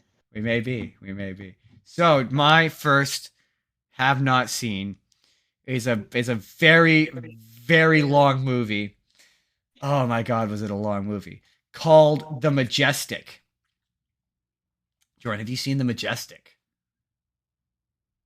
No, I've never even heard of it. The only thing I remember, the one number one thing I remembered about this movie was I remember seeing a trailer for this movie when I was a kid, and being like, that actor looks like Jim Carrey, and it's just not looking like him, but like it looking close enough to him that I just be like, that looks like Jim Carrey, and then it getting to the part of the trailer where it revealed, oh the shit, that is Jim Carrey, because that was at the point where he was still like Ace Ventura, The Mask, you know what I mean? Yeah, Um, yeah. and so okay, this is a heavy, schmaltzy, sappy drama movie where Jim Carrey is a writer in Hollywood in the 1950s during the height of the Red Scare, the Red Panic. And for one reason or another, um, he is believed to be a communist. And so he gets investigated for being a communist, and he gets kicked off of fired from the movie he is currently making because he's a writer in Hollywood. And after that happens, he gets very drunk and very depressed, and he drives. He goes to drive, and he gets into a car crash, and he wakes up in this little town with amnesia, where this town mistakes him for this like guy who went off to war because there's this town where a bunch of their family members went to war and then didn't come back, and so they think he's one of them. And the movie is basically about him getting to know him, trying to regain his memory, and get to know this town, and he rebonds with this one of the gentlemen who owns the theater, the Majestic, who thinks that Jim Carrey is his son. And yeah, and then about midway through the movie, the dad dies, thinking that Jim Carrey is his son, which causes Jim Carrey sees the poster from one of his movies, which causes his memory to come back. And and to his credit, he goes to leave because he's like, I'm not this guy, I'm not this person, whatever. And as he's about to basically confess and be like, oh, I'm not this guy, the investigators or whatever for this panel, for this red communist investigative panel, whatever, comes and takes him back to effectively put him on trial. And and yeah, and my thing with this movie is, you said the previous one was confused. This movie would be stronger if you didn't know who he was as well, because you know that he's not this guy so much, because this movie's 2.5 hours long, and Pretty long. so much of it is him like trying to get his memory back. But you're like, but it would be better if you did, if it was 15 minutes shorter and it started with him waking up in the town and not knowing who he was, and then you find out that he's not this guy, and you find out who he is, and then you reveal who he is in the back half, because he has this really long monologue in this courtroom that feels like it's from Mr. Smith Goes to Washington, which is a reference you're not going to get, but it feels like it's from a completely different movie. Like it has nothing. And so then he's like, oh, he does this big speech. Everyone thinks he's this big hero, and he goes back to working for the movie studios, and he realizes like that's hollow and that's not what he wants. And he like goes back to this town, and they all give him this like hero's welcome and welcome back, and everyone is like, oh, you were pretending to be this guy. And it's kind of like, well, no, he wasn't really pretending to be this guy. The town thought he was this guy and kept trying to convince him he was this guy. And so they're all like, yeah, sorry. At the end, it kind of has this vibe of like, yeah, sorry. We understand, that was kind of our bad for making you think that you were maybe this guy. That's kind of our mistake. But yeah, it's just kind of like a it's like emotional in a way that's hollow and like meaningless, if that makes any sense. Cotton Like candy. not even cotton candy, but like it's like, yeah, schmaltzy is that the best kind of like over the top level of drama where it's like it's too much, it's too far, and he's a good dramatic actor. He is. He just picks He can bad be. movies. Like that would be my thing. Is he picks bad movies that don't stretch his talents like nearly enough. And yeah, this movie's too long. It needed to be 30 minutes shorter. would have been a much better movie if it was 30 minutes shorter. Trying to think. It's a lot of like this movie could only take like he shows up and everyone thinks he's this guy. And it's like this is a movie that could only take place in the 1950s because if it took place today, it wouldn't happen. You'd have photographs of this guy to know that he doesn't look anything like him. Right. Right. Product of its time. Yeah, and then there's a big moment at the end, and here's a moral question for you. So this guy thinks that you're his son, and he's dying of a heart attack, and you've now realized that you're not this guy. Do you let the dad die thinking that you're the son if it makes him happy? That's an interesting question.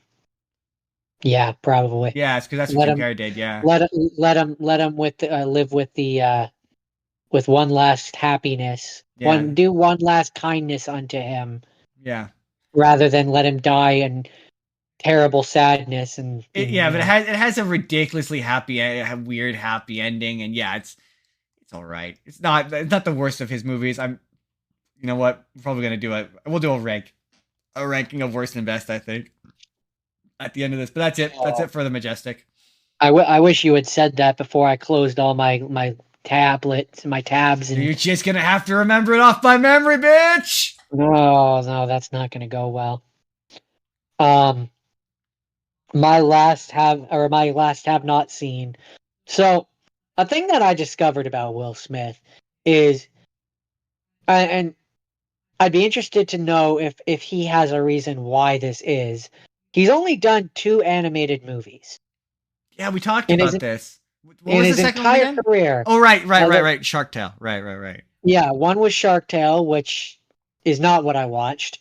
And the other is Spies in Disguise, which I had never seen before. And I don't know why. I don't know why we didn't watch this one, because it's fun. I did. I've seen this one. No, but I mean like in theaters. Oh, in theaters? Because it's I believe that's it. Wait, when did it come out? 2019. Oh no, that's pre-pandemic, isn't it? It just must have been one of those ones that when did it come out? Just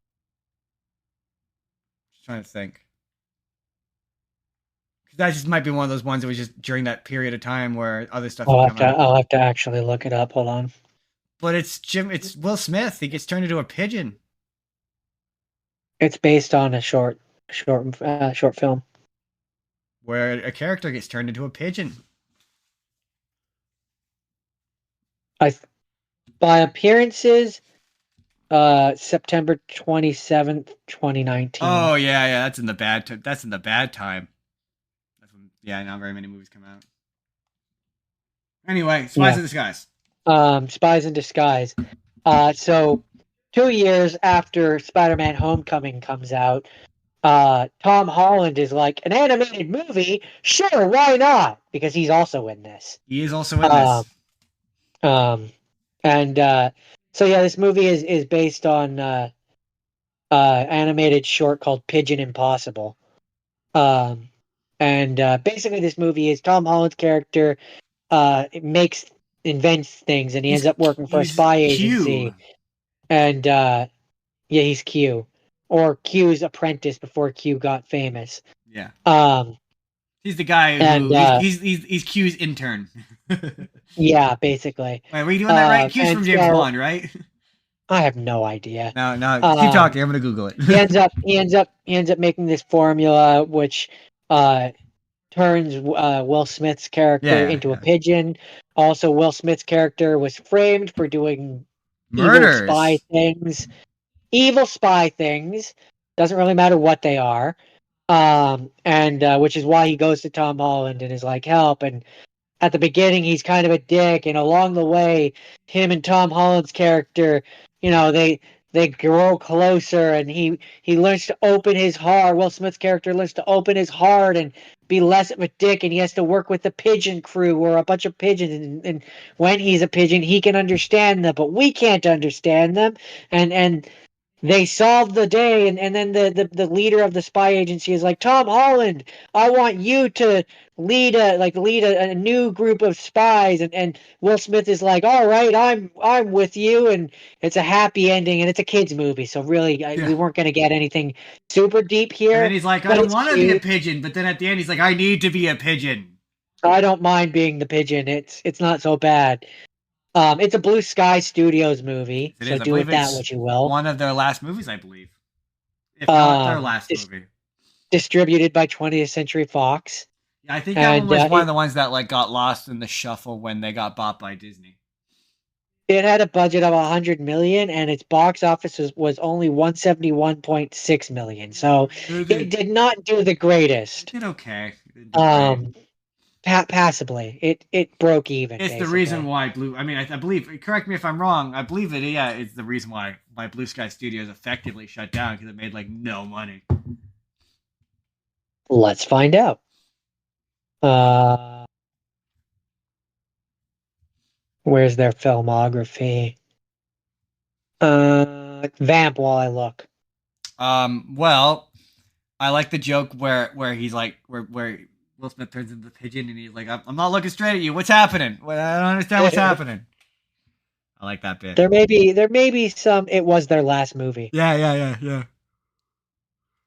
So I'm yes, I would say it didn't do well, and it was the nail in the coffin, pretty the sure. proverbial Yeah, nail in the coffin. yeah. I'm Well, pretty sure. clearly it was because it was the last movie. There was So last movie it didn't do, but I don't know if that was if they had already been bought in by that point. I'm not actually sure, but yeah, um, I knew it was around but that period, which is why it didn't do super well because they didn't really promote it all that well. but yeah, if I had to summarize, I would say, or sum it up, I should say, I would say I was pleasantly surprised with this It one. was very reliant on people liking Tom Holland is what is really what I would say with And it. Will Smith. No, but at that period, Tom Holland was like Spider-Man, so they really were counting on that like selling that movie, You're not wrong, and it but didn't. I really don't have much more to say about this one. All right, that's all It that's was to do. fine. That's kind of the if I had to summarize Will Smith's what I've seen of Will Smith's career, it really is he elevates a thing which is otherwise just kind of okay. Okay, so Jordan, with that, we're gonna do best movie, or if you prefer, favorite movie of the week. Favorite. Hmm. You're not allowed to look You it up. It know. has to be purely by memory. Oh no, I'm already looking it up. Damn it, Jordan! Yeah, you're not allowed to cheat. Uh, Next week when I do this again, you're not allowed to cheat. I mean, no. Then next week I'll just keep my tabs open. From your memory, I will. I will never be caught unaware again. It would. from It would have to be Aladdin because I like the Aladdin story enough that I'm willing to look past the flaws. what is your least favorite? Not necessarily the worst, but your least favorite. Hmm. Hmm. Hmm. Let me think. I'm surprised you didn't immediately say Ali. No. So this is where it's tough. It's close between Bad Boys and Ali. Fair enough. Um, I Is it bad? Is, I is it think Bad Boys if because you it's a less interesting performance? It feels like you're gonna say you're winding up I to say well Bad Boys. it's gonna be Bad Boys because I think it's the A, I think it's his weakest performance, and B, I don't understand how it spawned a franchise, and that kind of upsets me.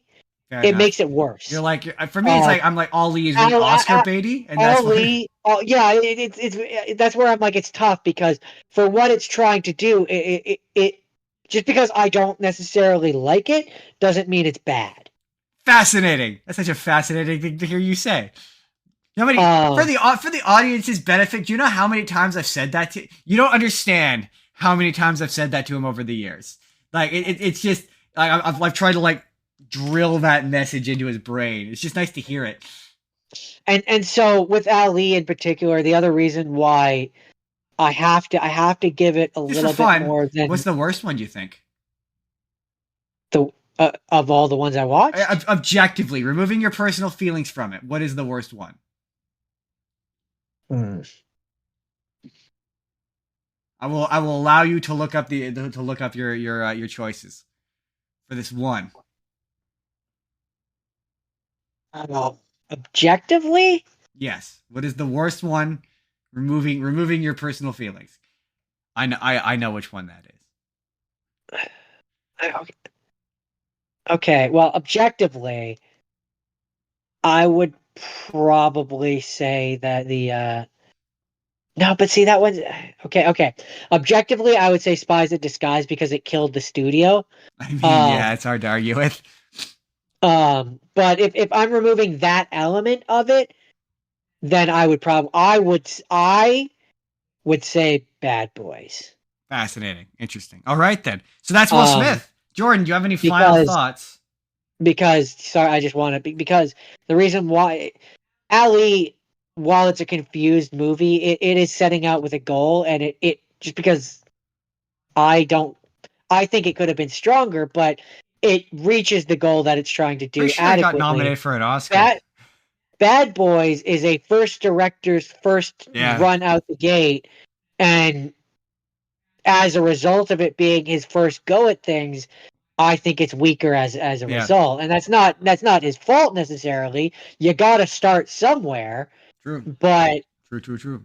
and that's where I would be interested to watch the second, third, fourth ones of that just to see You may have your opportunity, writing Jordan. like writing aside, like whether directorially if it gets stronger.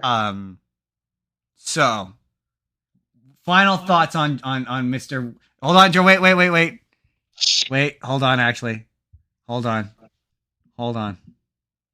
Hold on. I'm holding on. I'm Continue to holding hold on to on. the edge of my bed here. I'm holding on. Okay. Okay. Okay. There we go. Okay. I'm opening it up. He's opening up. I'm He's opening up the opening it up. thing. Okay, Jordan. Let's try this again. Take two. Jordan, do you have any final thoughts on Mr. Williard Carroll Smith Jr.? I believe that he is an actor who deserves every bit of respect he has gotten over the years. I believe that he does, for the most part, even though he's just kind of being himself, he is a charismatic enough person, generally speaking, that I think he does elevate the things that he's in, usually. All right, Um, and I respect. It is fascinating to Jordan. see a man go from the Fresh Prince of Bel-Air to doing like like Ali, like the vast difference in his career of where he came from to where he has gone is absolutely something to be Jordan, what'd you admired say? and respected. Would you say that his career slaps? No, I will never say that. Would you say that his career slaps, Jordan? I will not. Burt Wonderstone, Jordan. The final in our Jim Carrey palooza. His Um, career slaps. he said it. He said the thing. Burt Wonderstone. Burt Wonderstone isn't really a Jim Carrey movie. It is more of a Steve Carell movie. But have you heard of Burt Wonderstone, Jordan? The Incredible Burt Wonderstone, I believe, is the full title. No. No. So, Burt Wonderstone, The Incredible Burt Wonderstone, is basically it's about Steve Carell and Steve Buscemi. Both play stage magicians in Vegas. A sort of similar in sort of style to Siegfried and Roy, but without animals. But in terms of their story, is this pre or post mental breakdown? this is 2013, so probably pre or just around there. One of the reviews said Jim Carrey's back to doing it. This is, I believe, it might still be enjoyable then. Oh, it is. It is actually. I mean, to be fair, he's not. We'll get to it. I'll get to it. Just give me a moment. So yeah, Steve Carell and Steve Buscemi play stage magicians, and Steve Carell they've basically been residents at this casino for like 10 years, and they've sort of fallen apart as a duo. They hate each other. Their whole bit as they do big stage illusions. So like one of the tricks they do is they pretend you've seen it 1,000 times on Penn and Teller Fool Us, but it's the one where they pretend to hurt one of them and the other they have a hood on, they remove their hood and they've swapped, like that kind of trick. So yeah, basically the plot of the trick is it's a hangman's noose and they're looking like they're gonna hang Steve Buscemi, and they put the hood on him, and then Steve Carell puts the hood on, and then they hang him, and then the guy who's standing up front of the stage takes the hood off, and they've swapped places. You know that kind of trick? Yeah, you've seen it. They do like one of those. They do. There's one point where they're doing one where it's like they're stabbing swords into the box. It's basically really boring. It's a classic. Yeah, really boring stage illusions where you're like, yeah, I know how this works. In the meantime, on the scene has appeared Jim Carrey, who is basically Chris Angel. Like, he's just Chris Angel. He's the mind freak. Yeah, like he's literally got a show called Mind Rapist.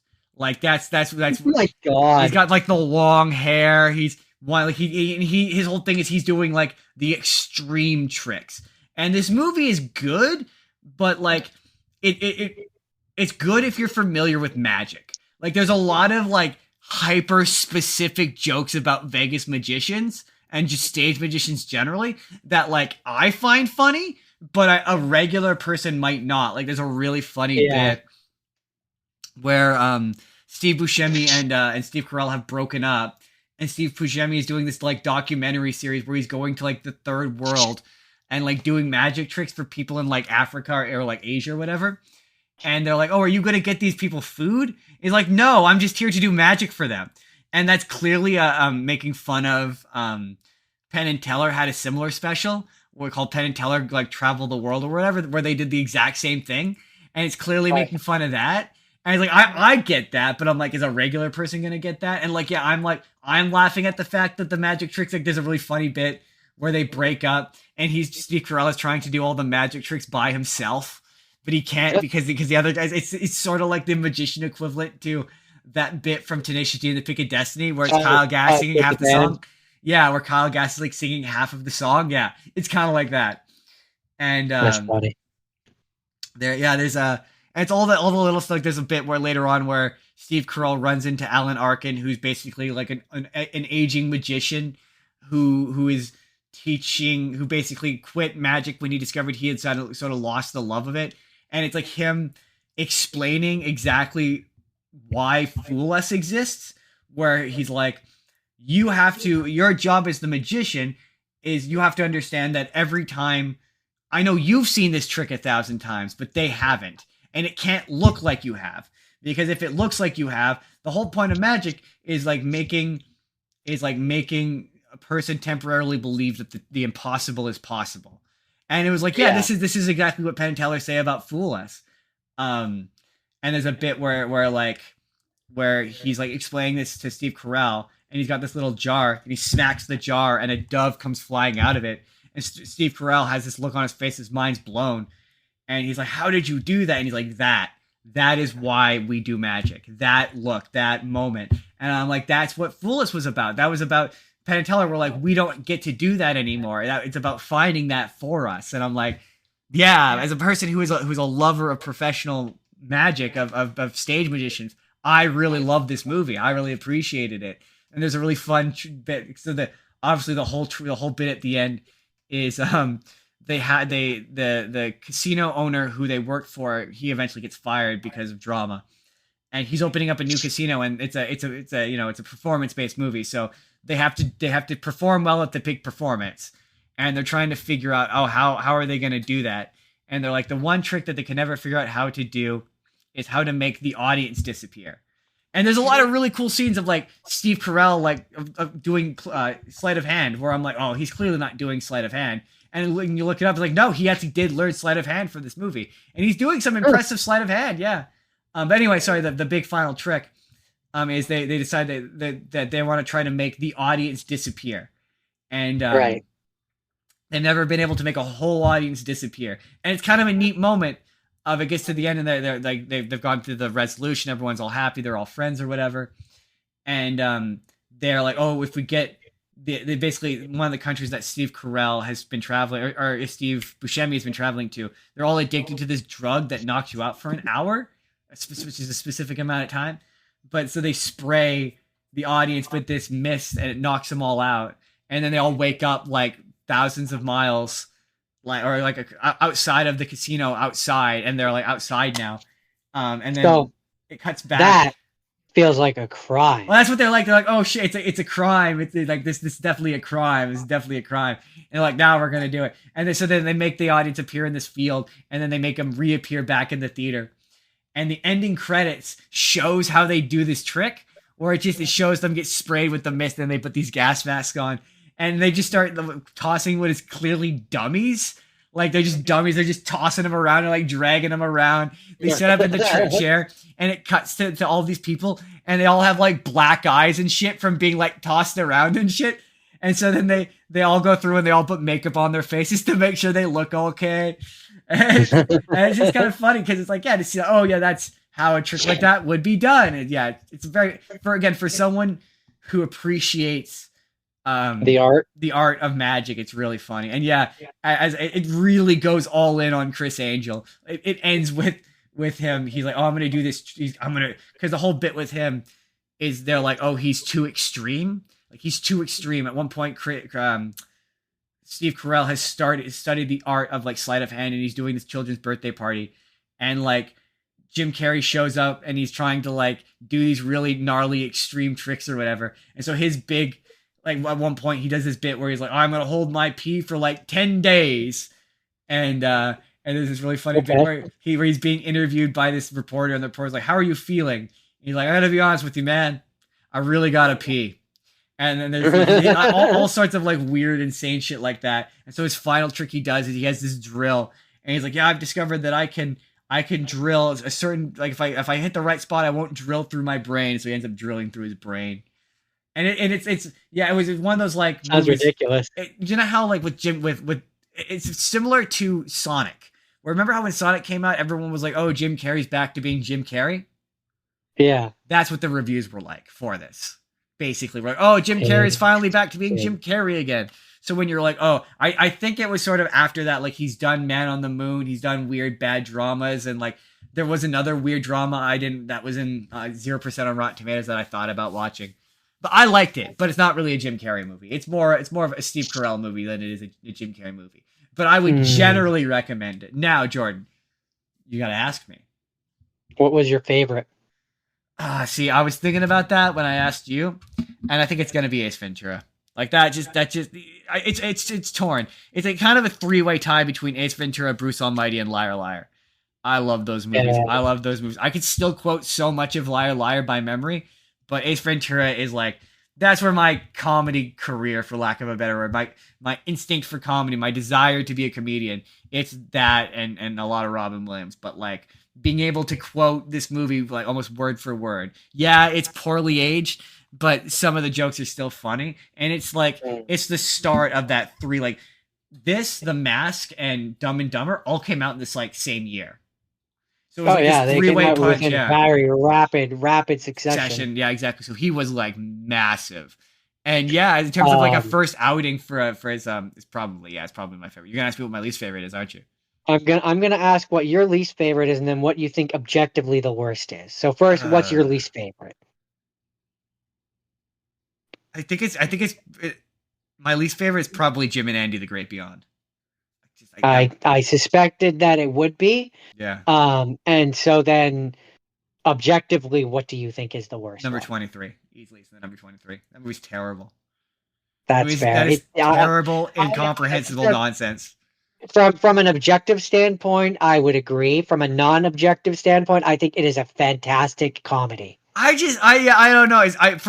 It's so funny because I'm always the guy who's like, yeah, you love a movie because it's bad, and occasionally I can do that, but I think it's because part of me knows that he probably actually believes that bullshit, it's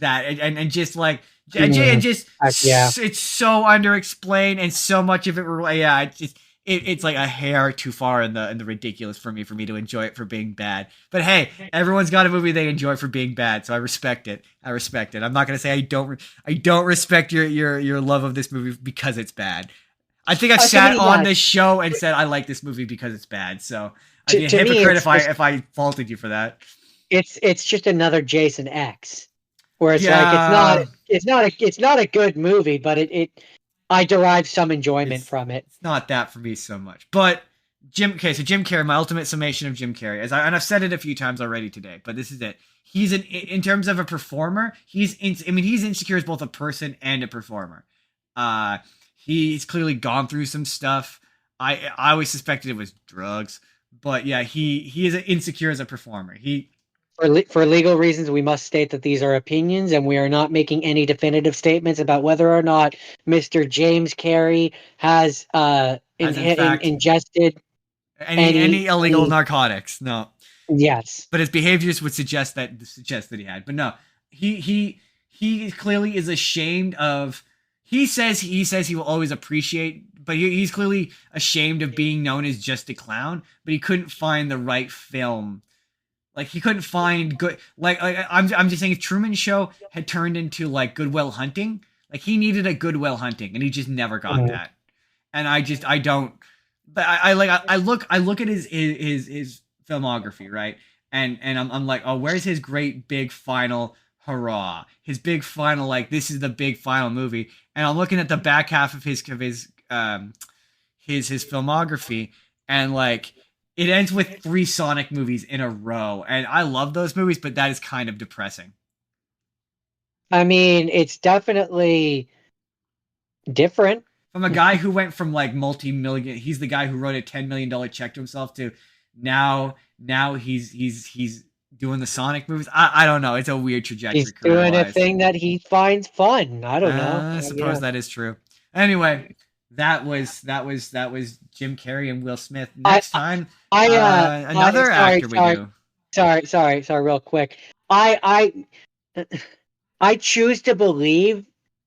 I to a part do believe that that's him. That's legitimately him trolling the world, and like that's his way of being like, you people all wanted me to do sequels for years on all these other movies, and the one that I'm gonna do 3 times is Sonic. Yeah, there's so many. That's the thing, is he's the guy who. Well, to be fair, he did one sequel. He did Ace Ventura 2. It was poorly received and a horrible experience, and he never did another one again. And all of his movies, everyone wanted, and there were so many movies where they wanted to do sequels, but they wanted him. And there were so many times where it's like, nah, you didn't need him. You didn't need him. You could have made this in like this franchise.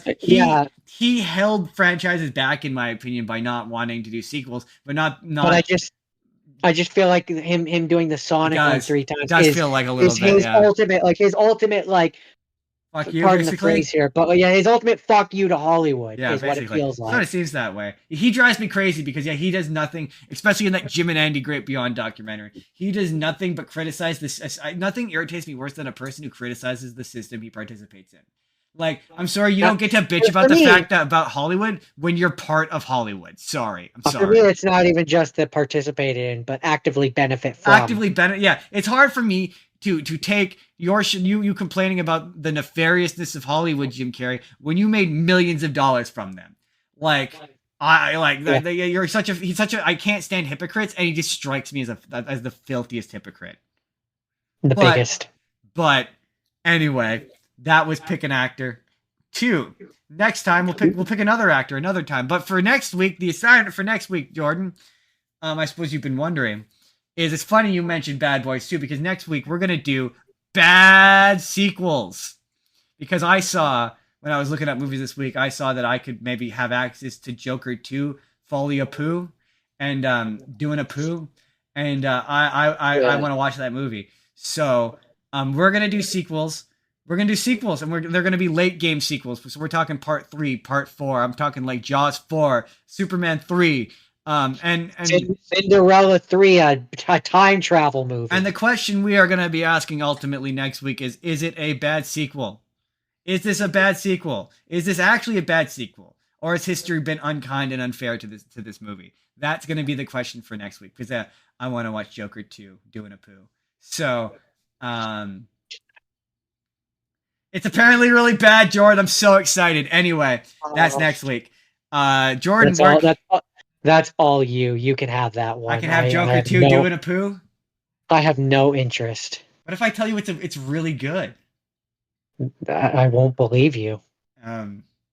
Anyway, Jordan, where can the people find you? I do Minecraft Mondays on Twitch, ZethGore187, and on the weekends, presently Sundays, I do the Spur of the Moment podcast where I sit here for 3 hours and talk about movies and movies and Yeah, movies the and show. mostly just It's movies. funny how the show, like next year, the show will be 4 hours. It's just gonna get longer every single year because when we first started the Eventually, it'll show, just eventually it'll just be an 8 hour it'll stream. just be an 8 hour stream. Um, we that was distracting. Where can people find me? People can find me on TikTok at Justin Spurr. I don't post as much as I used to because TikTok has been hitting my videos and it's been discouraging. But I still post on there every once in a while. We also have a show TikTok Spur of the Moment P on TikTok where I post all of the clips. We do the shorts on here. I have long form videos. Please go ahead and check out our 2-part 2.5 hour, I think 2 hour, 40-minute long retrospective on the Friday the 13th and Halloween movies. I put some fun edits in there I'm kind of proud of. That was pretty fun. I go check that out. You can email the show if you would like to sponsor the show at itsjustinsbusiness@gmail.com. If you want to be on the show, we have a handy dandy Google form you can fill out. Lets us know what you're interested in. And what else? Where else can people get us? Discord. Discord. You can follow us on Discord. I try to keep the link updated as much as I can. Am I missing any of our links? Oh, go to rjmedia.org. That's in the link as well. Flight Center by Susan. Yeah, check her out. She's in the description. I think that's it. We'll see you Trophy guys. Smack. We'll see you guys next week with bad sequels. Bye, everybody. Bye. I believe we're out.